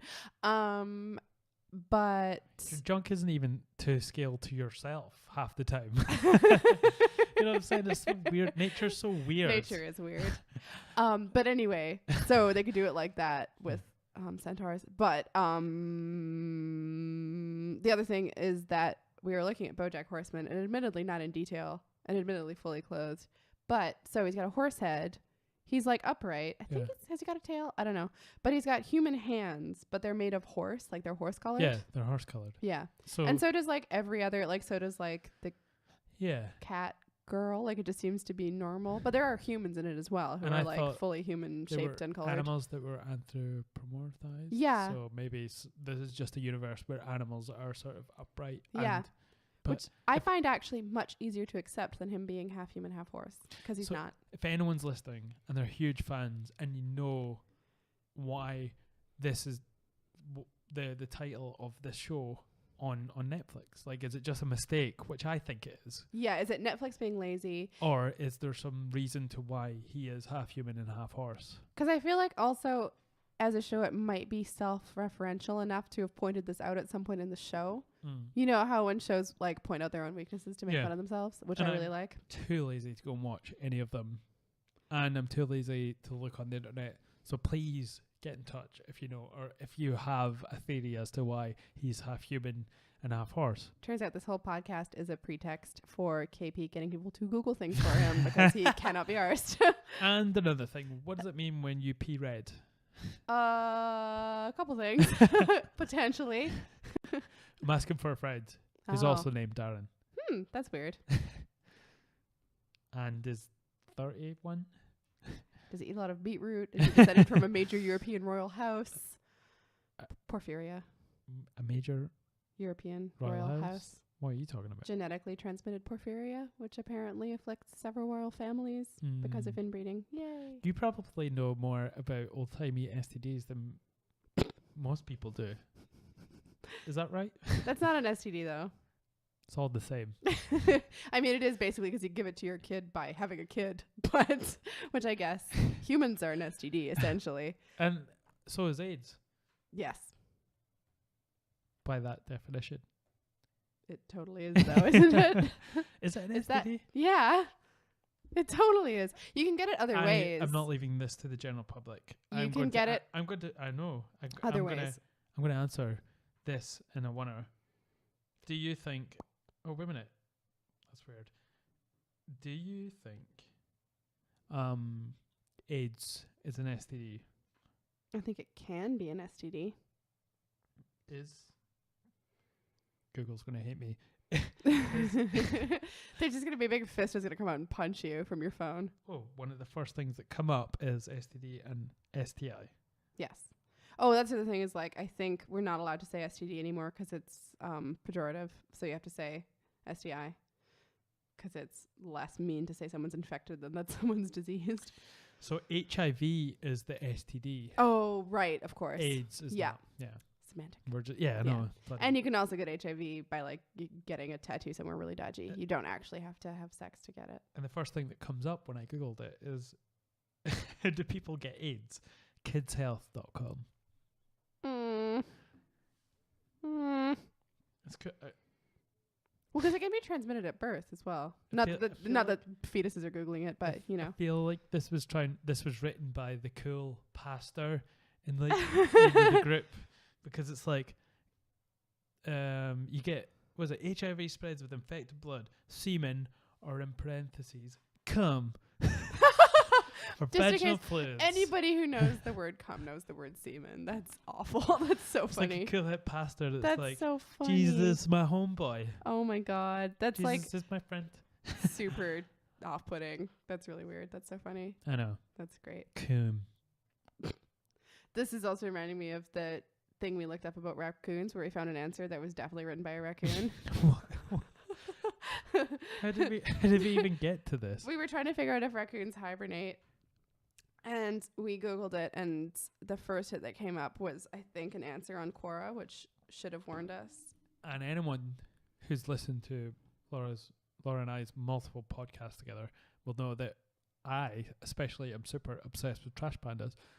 And one of the big reasons for going to Canada, apart from my girlfriend going back to her home city, not even that. It was just mainly so I could see a trash panda in the real flesh. And you saw so many, including a daywalker. It was mostly the same one. It was mostly the same one. I think they're like moles. You know, when you see a molehill. When you see a bunch of molehills, that isn't. Those aren't multiple moles. Right.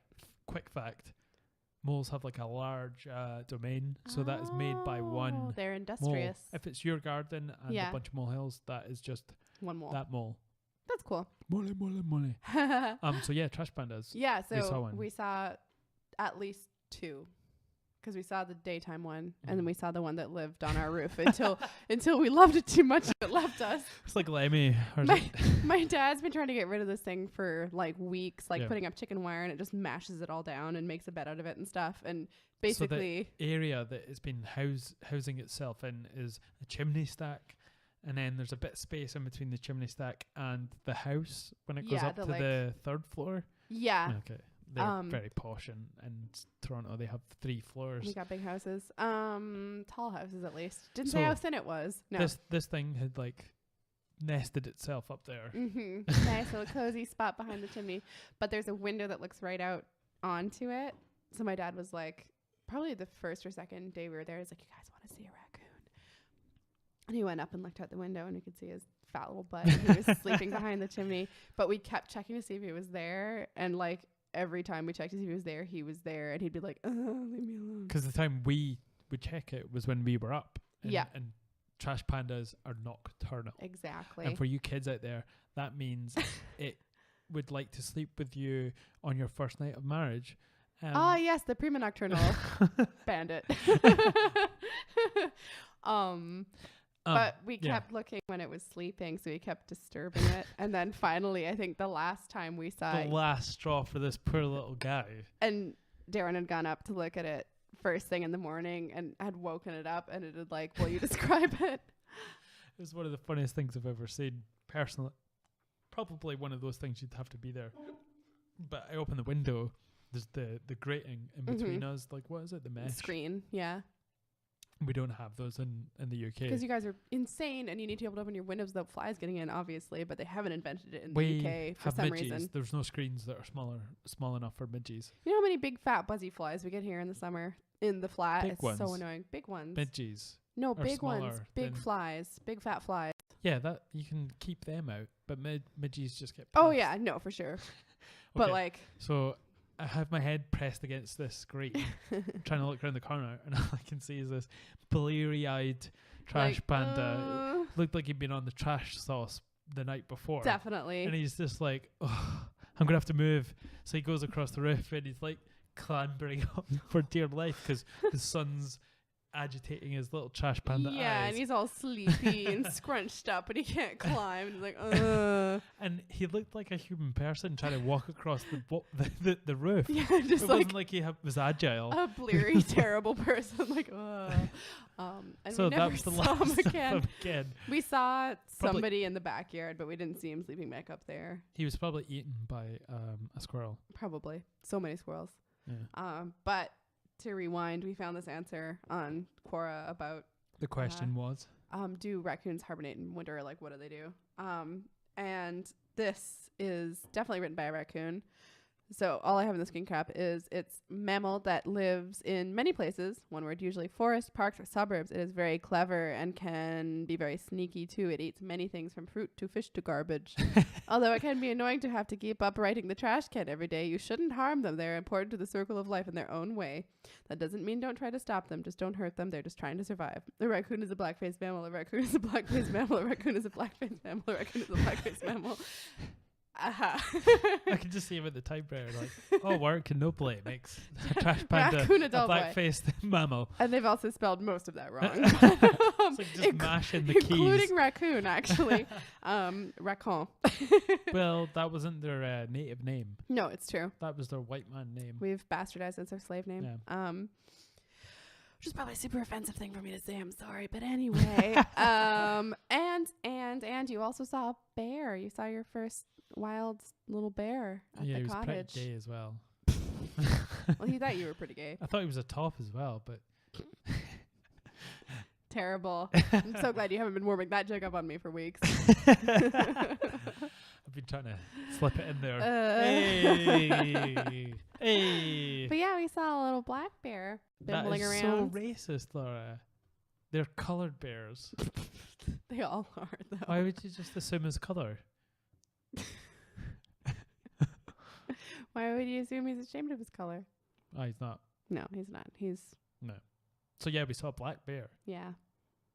And we did not see his mom, which is probably for the best. Didn't try to drive by either. No.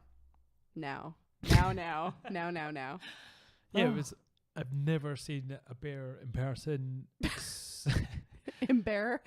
I was embarrassed to look at him. I've not seen a bear without there being a whole bunch of wires and gates in front of me. Because I've only seen them zoo bears a couple of times at zoos, and I tend to not go there anymore because I hate sad. Zoos are creepy. Zoos are sad. So it was weird to see, especially a black bear, because it's always grizzlies that I've seen in captivity. It kind of didn't even sink in. It just kind of washed over me, and I was like, "That's a bear." It's a bouvier. No. But the scary thing was, we rolled up beside this bear, and it looked like it was maybe born that year. It'd be born in the spring, probably. So it crosses the road, and we're driving, and we get just parallel with this bear. Yeah. So if you've ever watched any wildlife documentary, you know that when there's a bear like that, there's going to be a mum. Yeah. Bear. And one of the things you don't want to do in a bear sort of situation is get in between a bear and our fucking cub. And if you were sitting in the car like, so we're like, oh, look at the bear. And then immediately looking out the other window like, And it felt like Predator, you know, when you were like looking in the forest. Yeah, totally. And you can't see anything. Is that a weird tree stump or, Is it? And then you were like, oh, it's like something moved, but it was like camouflage, and you're like, oh, the mum's out there. We're so screwed. But can they open doors? Like, do they have the? They can totally open doors. You're like, do they have the opposable thumbs to even get into the car? And then all these silly thoughts go into your head. Well, that was one of my my dad's favorite sort of stories about when they lived out west, and they have like grizzlies and Kodiaks and all kinds of big old bears out there. And when people started getting like cheaper cars out there, and the bears figured out they could just rip the doors right off them. So it's like bear food in a can, basically, at that point. I seen a video on Facebook, and it was a guy, he kept going up to his truck, and they were filming from the front door, the porch. Yeah. And the truck was at the end of the driveway, and he kept like going to the truck and running away. And I was like, what the hell's going on here? And then there's this like explosion of glass, and this black bear runs, like, is in the truck. Oh, jeez. Smashed the glass in the side window, but it, because of the way the glass is, and I don't know, it just like shattered everywhere. Yeah, it's that like kind of safety glass stuff. It turns into little pebbles. But it looked like an explosion. Yeah. And the thing just runs, and this guy was like trying to, I don't know what he was trying to do. I think he might be trying to open the door when he was running up to the truck. Yeah. But he kept chickening out and running back to the porch. And then as this bear throws itself through the glass, this guy's running towards the porch. Oh, shoot. Yeah, they're like, you know, they won't usually do stuff like that, obviously. They, you know, but there was one near us in Nobel, which is the town. It's like not even really a town. We drove through it, but you wouldn't have known it was a town, basically. It's where they hand out the Peace Prize. Funnily enough, it's named after the dude, I think, because they used to have a dynamite factory there. The place or the prize? The place is named after the prize that the dude is also named after. Oh, okay. Or no, that the prize is named after the same dude as the place is. There we go. But they had a family a few years back, and there was a bear that for some reason got a bear, and it spawned at about their house. And usually like people who live up there, and they know they're not going to leave like garbage around and food around unnecessarily, because usually that's what they're attracted to. They don't want to eat stupid people. They want to eat food that's already like food. Massive trash pandas. They're big old trash pandas. Bears. Well, and people have bear-proof bins up there as well, which look like little happen. tanks. Yeah, you should see them though. We should have gone to see one, because you know they're like armored. It's really funny. And when you're camping, people always think I'm like fucking with them about this, but you have to string all your food up between trees overnight. But this bear got obsessed with this family for some reason in their kitchen, and it kept on trying to get into their house. And I think it had already bashed in a screen door, and the husband had fixed it. Then I think one day the husband was at work, and as I remember, the wife was at home, and they had 2 really young kids, and they had a loft, and this bear was trying to get in the house, and it started actually coming in through the wall of their kitchen, like breaking in through the wall with its claws. And what was the wall made of? I don't know. Toffee or? Not that, but it would be like plywood and stuff. It wouldn't be like a brick wall, but Candy floss and some insulation.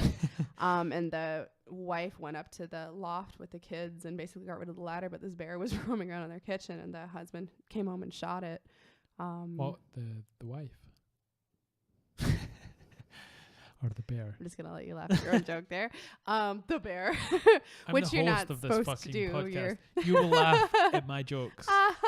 That's it. I'm so gonna get beat up later on. Not by me, surely. Not by little old me. Yeah. But yeah, they do just get a bit weird sometimes, and they do stuff like that. And you know, obviously, there's, especially this year, it's a good year to see a bear because there were forest fires up there, so there's less room for them. It was a hugely hot summer, so there's not as much food for them to eat in terms of plants and berries and stuff. And it's time to get ready for hibernation, so they're trying to get all big and fat and sleepy. Yeah, I've spoke about this before, but it's always fascinating to be faced with nature in such an impressive way, because in Scotland we have no dangerous animals. Maybe a badger with TB or something. You know, foaming at the mouth. On you. And that only, and I'd be withering, obviously. Oh, of course, yes. Oh, the tuberculosis. But that's the only time that we're faced with anything serious in nature in Scotland and UK for the whole part. So to go to Canada and go up north to the cottage and see something as impressive as a bear, it's just, it's very fascinating. Even a little baby one. Yeah. Well, I'd love, because the ones that have truly shook me are the moose, because they're like surely there aren't animals this big. Like I've never, I mean, know about elephants. I've heard of them and stuff, but I haven't seen. You've heard one? I've heard. Where? When did you hear one? When did I hear one? I've heard of them. I thought you thought they were like mythical creatures in Canada. I've heard one in the distance. It might have been not an elephant, mother. That's the wind. It's just the wind, mother. There are no elephants. It's elephantal, my dear Watson. But yeah, they're just so big, and we've talked about this before, and I've even heard it on other podcasts before. But like people think they're like big deer, but they're dinosaurs. They're insanely huge. It's ridiculous. Yeah. And I've seen them twice, I guess, in real life now. And they're like, you're completely like, oh my God, I'm a pebble. I'm a little pebble. Do you get elk as well? We do not in that area. I've seen them out west. And you get moose in the provincial park. Yeah. Well, we've gotten moose in the swamp just near the cottage there because they were in eating our swamp a bunch of years ago. And I don't know where they came from because it's pretty impeopled around there. But in the other time we saw them was in Algonquin, which is the provincial park that's further away, not the one that's close to us, which is Killbear. I've seen them a bunch on Northern American documentaries. Yeah.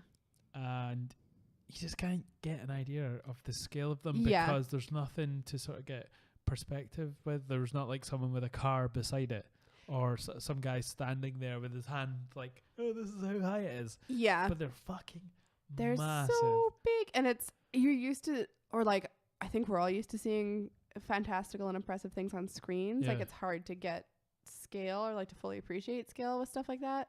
But when you see one in real and you're like, oh my God, like you can't even see that I'm trying to look at you. Like, don't laugh at this, but to use the word, it's probably the girth as well. Like, because you see giraffes, they're tall and slender and skinny. Yeah. But I think moose, and you could probably neither confirm or nor deny this, but it's their sort of girth as well. Like they're huge. Yeah, they're solid. They're not like big spindles. Like they've got spindly legs reasonably and stuff like that. But they're big. They got big heads. They got huge like antlers. Yes. They do skip. Yeah, but even beach muscles with their antlers. It's the fact that it's not even like obviously if it notices you, because they can be quite aggressive. That's really bad. But it's like you could just step on me and not notice, and that's really weird. Yeah. Well, you step on stuff all the time. I do. That's how little stuff feels about us. But like I could step on an ant. I couldn't step on like a cat. Meow. Unless it was standing behind me like an idiot, Ollie. So talking about bears, we actually went and saw a West Hollywood cub. We did. Meow.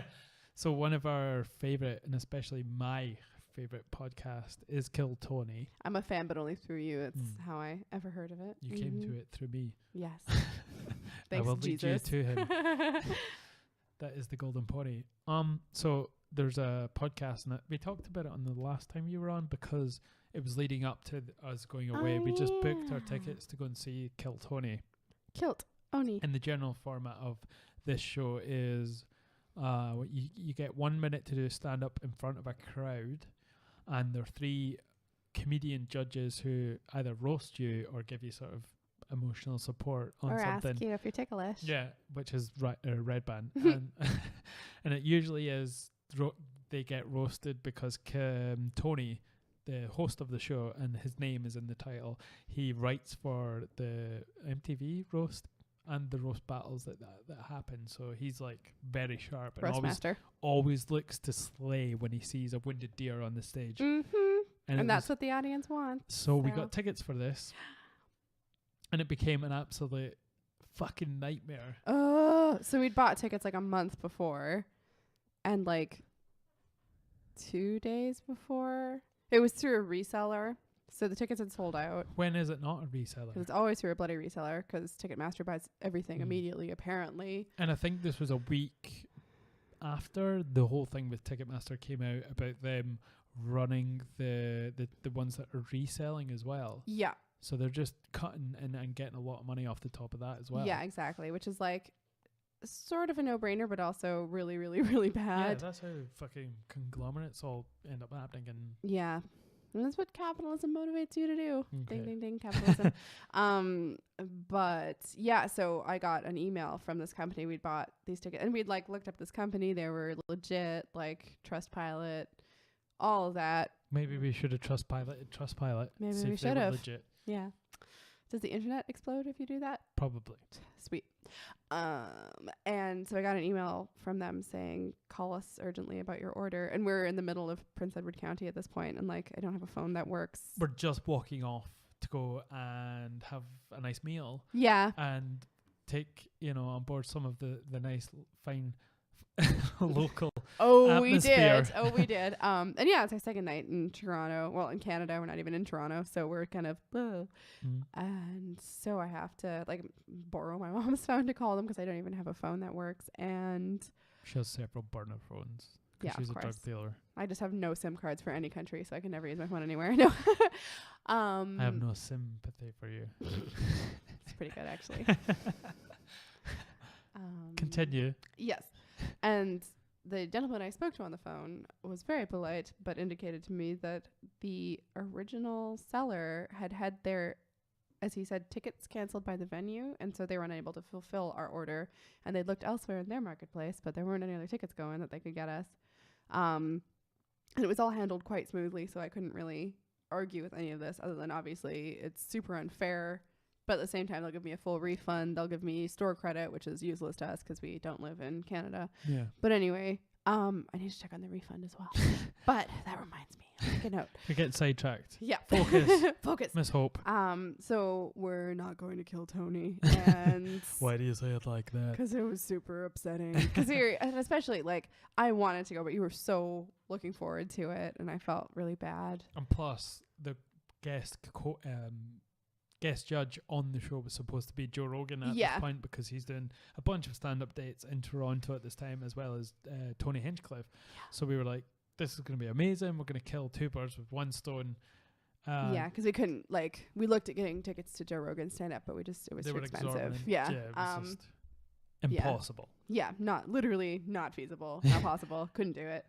And so it's womp womp. And meanwhile, we're like, we want to enjoy our holiday and like, and it was one of those frustrating situations where there's literally nothing you can do. Like, even if you complain about it, it's still not going to do anything because they just don't have the tickets. Yeah, and if I call them back and kick up a fuss about it, like, it's not going to do anything. All you're going to get is your money back or a voucher. Yeah, and that's what you've got, and then it'll just but clever old KP here, got on the old Twitter machine. The what? The Twitter machine. The what? The old Twitter machine. And Twitter. Your turn. Twitter. So yeah, I just wrote a little tweet saying, so disappointed that tweet. We've just been told that our tickets have been cancelled by, and I tagged the company in. Mm-hmm. Can't remember them. What are they called? Vivid Seats. Yeah, fuck Vivid Seats. They're completely not very good at their job. Apparently, that's all they have to do is buy tickets and sell them at a fucking stupid price as well. Yeah. And I tagged Tony Hinchcliffe, who's the comedian in this as well. Mm-hmm. The stupid company replied in a comment saying, "Oh, we're sorry, the usual bullshit. Yeah. Sorry to hear this. Message us with your order number," and I did, and then they didn't do anything. And the next morning, I had a message in my Twitter. Tony Hinchcliffe slid into my DMs. And you woke me up. I was all like jet lagged and whatever. And you're like, look, and you showed me your phone. And I was like, what? What? Am I still dreaming? Yeah. Is this real life? Is this real life? And he asked me if I had got my tickets sorted. Mm-hmm.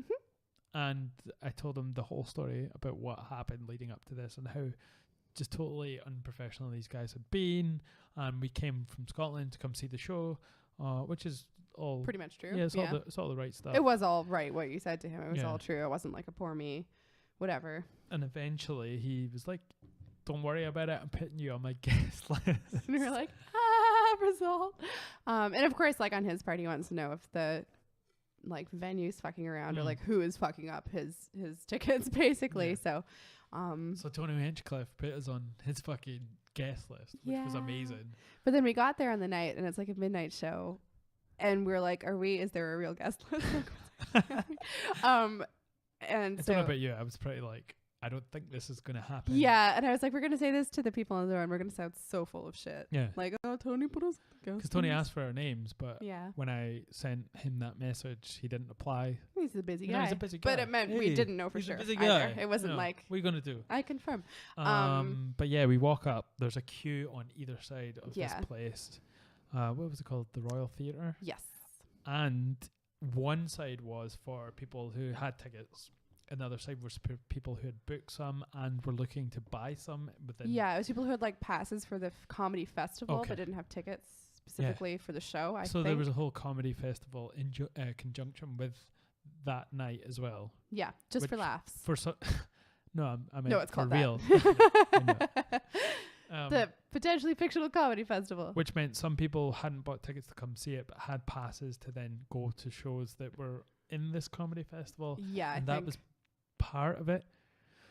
So yeah, stroll up, see this lady with a clipboard, and she's like, "These people are on this side, and the people that don't have tickets are on this side." Mm-hmm. And I walk up to her and I'm like, "And where are the guests, the guest list guests going?" And she's like, "What's your name?" She's like, "I don't have your name here, but this is where you stand." And it's right at the front, like of both in front of everybody. Both queues, right at the old-fashioned, where they hand out the tickets. Yeah, the ticket booth. The box office. It's literally shaped like a box. That's why it's called. So that. she must have went and spoke to Tony Hinchcliffe. Because I don't think they had a guest list. I think that was why we weren't on it. But so she must have went backstage, spoke to him, come back, and she's like, "Those guys," to the rest of her crew. She was the one that was in charge.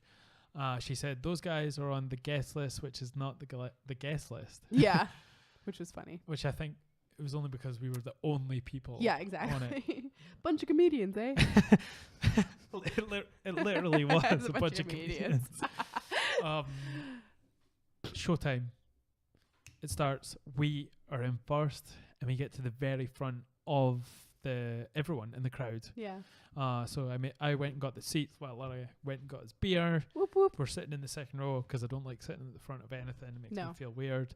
And it was just a fantastic night, It was so funny. You got to meet him afterwards and say thanks. Yeah. And he's for someone who's known to shred people in half with his jokes. He was like amazing that night. Yeah. Yeah. Oh, it was a really, really, really. Of course, obviously, we're especially gonna be into it because we're getting to see it live, but it was a wonderful, wonderful, wonderful edition of the show. It was really, really good. Some amazing comedians and some amazingly mean jokes at their expense, which is my favorite ratio. It was a brilliant show. Yeah. And Tony was super nice. Yeah. And it was really great. It ended up being a completely amazing night. Yeah, and that wasn't the first time that we saw someone famous, or second time, because we saw Bear, we saw Tony Hinchcliffe, and then we saw, was it Tamara Taylor? Yes. Is that her name? Tamara Taylor. Yeah. Who's a Torontonian Canadian actress who was recently in Altered Carbon. She was the lawyer. Yeah, the lawyer lady for like the baddies who ends up. It was such a strange one because Laura and I were in a diner.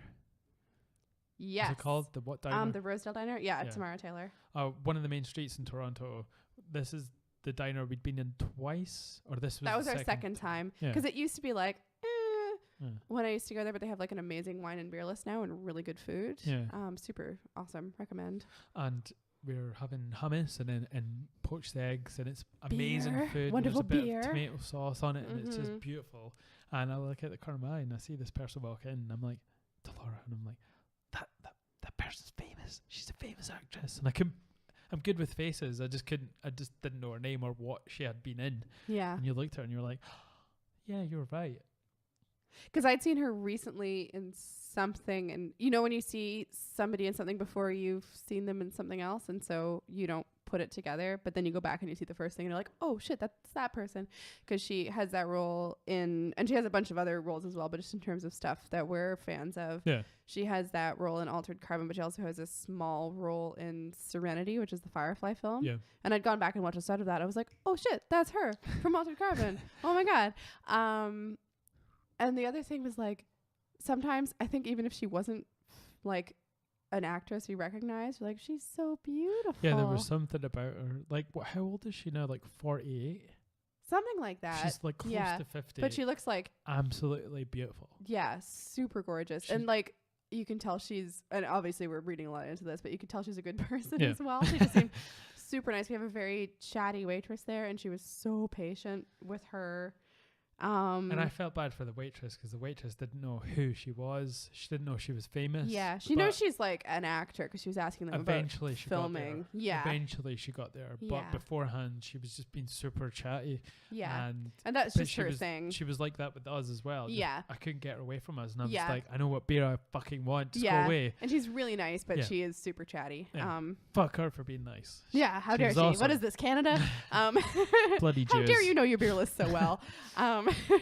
But yeah, I felt bad for the waitress because I was like, oh, the actor lady is going to think that she knows who she is, and that's why she's getting this mega chat. Yeah, but that's how she talks to everyone.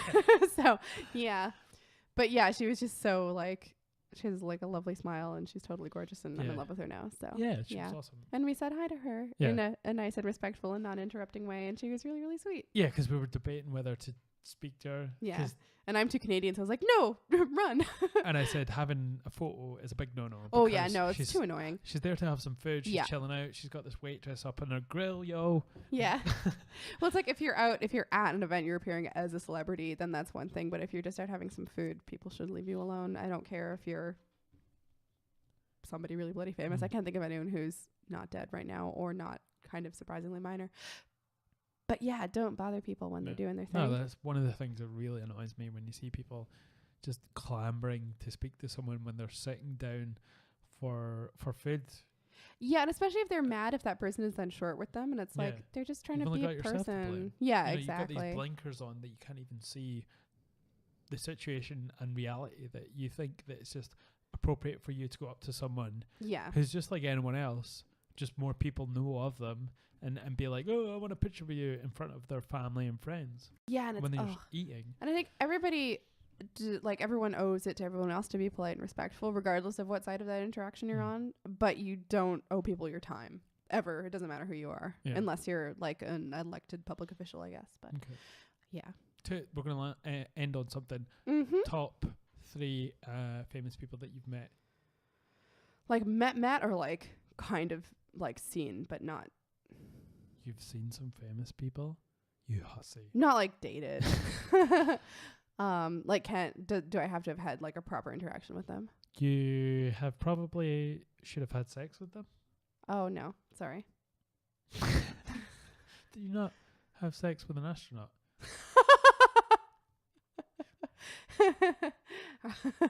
I don't think so. A famous one. A famous one. I think all astronauts are famous, but I think so. But no. Okay, maybe it was someone else. I'm joking. Yeah, top 3. Top 3, just like people I've seen. Is that cool? Don't think about it too much. Well, I saw Cillian Murphy in Dublin. He's very, very, very small, and he was very, very, very tired. Cillian is from 28 Days Later. Yes. And Peaky Blinders, which I've not seen yet. Me neither, but it's on the list. Inception, loads of stuff. Okay. Did you walk past him or? Yeah. And where? On the street near the university I went to in Dublin. What was he doing there? He was walking briskly in the opposite direction. Is what he was doing. And supposedly he's tiny. Like he's really small. He's really, really wee. Yeah. But yeah, I think they just had a baby, so he looked like super tired and wispy. He just had a baby. With a lady. Oh. Not on his own. Said they. So I thought they, as a couple. Oh. He'd contributed. I thought you meant like just, he's a trans person. No. He had not asexually reproduced. Had a baby. I'm trying to... Was that, are you going in which order? Which one was your best one? I'm going in no particular order. Oh, well, you got to save your best one for last. Or was that I'm really struggling here. Honestly, because I've like seen or been around a bunch of people, but I haven't like really properly met. Doesn't matter. Eric Bana, a grocery store in Toronto. Is that the Hulk? Yes, and the Hector from Troy, and all sorts of other stuff from Hannah. He's a badass actor. He's great. He doesn't get enough parts. No, he's super cool. I like him, but I didn't speak to him. What's the best one that you met? Not that you know them, but just in terms of who you think is up there. I met Helen Mirren. That was quite cool. Oh, She did really? a talk at our university. So I was in the same room as her for a Did she period of try and time. have sex with you? She did not know, which is really disappointing. For everyone listening. Yeah. And Helen. And me. You really disappointed me, Helen. Oh, I'm And sorry. I feel like I'm forgetting something, but that's all I can think of right now. Those are my mainstream famous people. I think for me, not because I like them, with this one, I met this person. It was Zach Wilde. Mm-hmm. Who's the guitarist for Ozzy Osbourne and Black Right. Label Society, and originally Pride and Glory, which was what I was obsessed with. And I loved Ozzy when he was in it, but I wasn't a big fan of Black Label, which is his solo stuff. Oh, okay. With his band.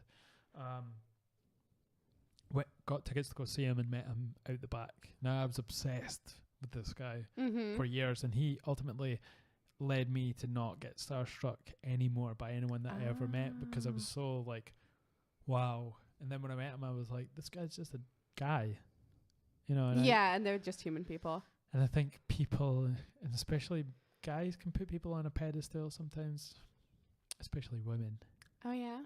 Like guys Well, they put should women help them down from those pedestals, because that's rude. I think anyone, then, you know, if you just get it in your head in a certain way that someone is like something or godlike in your head, you just think that's them. But he was a guy who just played the guitar amazingly, and circumstances made him be in one of the biggest bands of the world, you know. Yeah. He was in Ozzy Osbourne's band. But he's just a human person. He is. Yeah. And that person over there's a human person. I'm not going to look. You always scare me. Oh, I just thought of one, and it's not a major celebrity. It's a public figure kind of, but it was a funny interaction. Okay. This was when I was in my first year You of met university. Kim Jong-un? No. Actually, second year of university, and I You was... met Kim Jong-un? I did not. I was writing an essay on... Kim Jong-un? And that's all, folks. 25 words or less. I was writing an essay for an English course, and I decided before I did that, I had some friends going to the pub. Stop counting. Put your hands away. I've only got 4 words left. I'm not going to make it. I decided I would go to the pub with these friends instead of starting my essay immediately. And it was due the next day, so I probably should have already started it. But it was only 1,500 words, and that takes you, not that long. What's Exactly. that to you? You're bloody... Exactly. But I was a baby then. I was, only in second year, so I was still learning how to be a genius. But we went to this pub, and we ended up... I think he'd given a talk that day, and we'd gone to see his talk. That was it. And then I was supposed to go home after and write my essay, but I went to the pub, and this author who'd given the talk was there. It's an Irish author named Colm Tóibín, and he's quite a famous author, super famous in Ireland as an author category, as an author, and then famous outside Ireland also as an author, but not like J.K. Rowling, like a very well-known author, but category authors, so not star-studded exactly. But I ended up speaking to him and talking with him about the essay that I was working on, and he gave me a couple ideas. No, he gave me a couple ideas about it. Wink. And then I went home, and I was like, these are great ideas. I'm super inspired. Went home, wrote the essay, best mark I'd gotten at university up to that point, and I got to, in the footnotes, say instead of page 75, in conversation with Colm Tóibín. No way. And I felt like such a badass. It was amazing. Did you mention that you'd went out drinking the night before? No, I did not. Okay. No. So that was cool. I was like, how do I cite this? And I had to do some Googling, and I was like, oh. It came to me in a dream. Exactly. That actually reminded me of that today. Okay. But I was in conversation with Colm Tóibín. So. It's pretty And cool. also, I cited him. I didn't plagiarize him. So. I do not have a clue who this guy is. It's what my mom's a really big fan of him. Okay. And Jeff Goldblum, your mum loves him. Yes, she totally loves Jeff Goldblum, which I didn't used to get, but now I do. I've met Prince Charles. Yeah, I always forget that. Yep. That's weird. Yeah, I met him. He was opening the Mod, which is a traditional Scottish festival in Scotland, at Balmoral Church, which is where my great granddad was the caretaker. So we were there first at the gates, and then he comes up to me, and he's doing how do you do, young man? Shaking hands what with do everyone, you do? and the bodyguards are there, and I'm like, I think I must have been 7, maybe just a wee bit younger. Comes up to me, and it was in the October holidays, which is tatty picking season, which is potato picking season. Potato picking season. Which people do actually, or used to do in Scotland and Ireland and anywhere that's has arable land, I guess. But it's in bloody June now with the global warming. But and he comes up to me and he's like, in his awfully, terribly, painfully posh accent. It's like, so utterly utter. No, teddy picking. And I was like, no, we have machines for that now. That's so funny. He just laughed and like gave me the old pipsqueak scrub, Oh, did he give you a hair head. ruffle? Oh, that's like a very posh gesture as well. Oh, I shall ruffle your hair, Glenn. And then disappeared into so the church and opened the mods, yeah. That's very funny. So the second, and first, I don't know who I've met first. I mean, how would you even quantify what is first? Is it someone I admire first, or just someone who would be first in general that people would think? Because I just went for people other people will have heard of, other than Columns of Bean, obviously. But I don't think there's anyone else apart from like Kill Tony and all that. Yeah. Who are you most excited? Well, probably. I was gonna say who are you most excited about meeting, but it was probably the guy you mentioned before. Zach Wild. Yeah. Yeah, that one. Yeah. Like kind of was the one that sort of fused. Blew out all my fuses on Yeah. feeling something for someone who's a celebrity. It just never really, even with when I met Tony, it was great to meet him, but I wasn't like, oh my god, this is Tony. Who would you most want to meet now? Like, well, who would you be most excited about meeting? No, that's a good question. I would want to meet Boris Johnson so I can punch him in the face. He spends a lot of time punching himself in the face, so I think he's got it covered. He doesn't know he is, Are but you he mean is. metaphorically? Maybe literally. You know how babies don't know like where their hands are yet, and they just hit themselves in the face randomly? I don't think babies hit themselves in the face. I've seen many babies hit themselves in the face. You are sad and sadistic. I didn't do it. They did Sadistic. it. Anyway, we're getting kind of close to the end of the podcast, actually. I need to eat some That was a tortellini. good question. Who would you be most excited to see? Patti Smith. That's the one part, because I had to think about this because she was in Edinburgh at one point a couple years ago, and I was like, other famous people have been here, and I'm like, I hope they come into like my work or whatever. But I was like, if she comes in, I'm gonna pee myself. Actually, she's like my hero. Yeah. So yeah. So I would almost not be able to talk to her almost. I think probably for me, the one that's probably someone who's had inadvertently had an effect on me would be probably Joe Rogan. Yeah. Just because of his podcast and the years that I've spent listening to him, and just sort of for the first 5 years of his show, it was kind of different. There wasn't the same sort of connectivity, even though the internet was around. Yeah, it was still hard to have conversations with your friends in the way that we're conversating on this podcast. Right. And I didn't go to university. I studied music at college. Mm-hmm. And it was just music. It wasn't the same thing as talking about history and politics. Yeah, I promise you don't have any interesting conversations. Yeah. In college or university, no matter what you study as an undergrad, they're all out with. Generally, have interesting conversations with people who have been to those places. Mm-hmm. It's because they already we all teethed on having stupid conversations. You've been given the mental tools to be able to think about things, and that was something that took me a long time to sort of get, and it was through his show that I was able to forge some.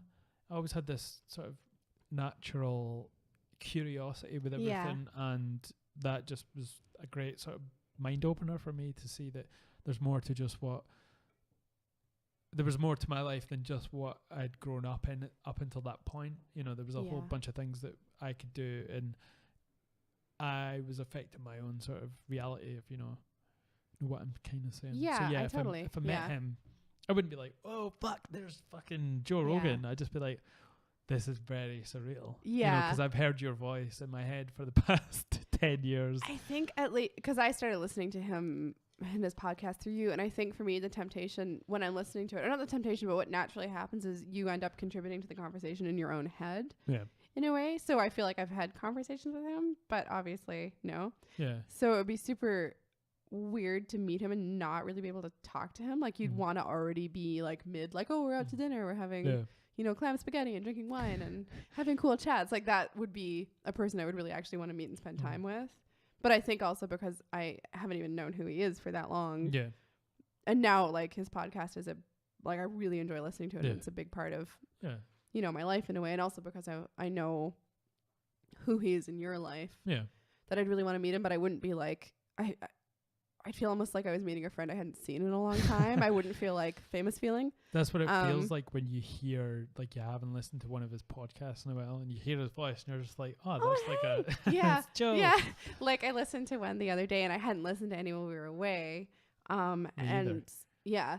And then I put it on and I was like, you know what? I'm just gonna listen to the ads. I just want to hear them. It's cool. Is there anyone you wouldn't want to see? Well, almost at the event horizon of people I most want to meet is like Patti Smith, because you can't communicate what someone is to you. Yeah. In that moment, like it would be too weird. It would be too much like looking directly into the sun or something. So, almost that. That's cool. But I guess the other category would be like people who are really famous but who I don't care about or like. So it would just be weird. Yeah. Yeah, that is. Yeah. Yeah, like it's probably 90% of people that you don't want to meet. Yeah, like it's probably more people I don't want to meet than I do want to meet. But like, anyway, yeah. On that note, I think we're pretty much done with this podcast. We have to go and get fed and watered. Hungry. So if people want to listen to your podcast and find your art or your social media, where will they find you? Social media, mainly findable on Instagram, which is Laura_Z_Hope. Mm-hmm. Also, I have my podcast now on SoundCloud, what's my URL? You know? soundcloud.com/winecraft, all one word, podcast. Sweet. Thank you. Do you want to repeat? And Winecraft podcast on SoundCloud, all one word. Does it sound weird to say it? It does. It feels really weird. I'll get more up there soon, then I'll nurture that seed a little bit more. Yeah. Right, we did it. And if you want to find me, I'm on all social media at IAMKayPee. All of it. IAMKAYPEE. And you can find the podcast at IAMKayPeepodcast.com. Ooh. And you can find me on any social media, any platform, any social media, YouTube. Well, not Pinterest, actually. You can't find me there. Beepo. Beepo. Facebook, Instagram, Twitter. MySpace. Just search for me, use the IAMKayPee podcast, and you will find me. Peace.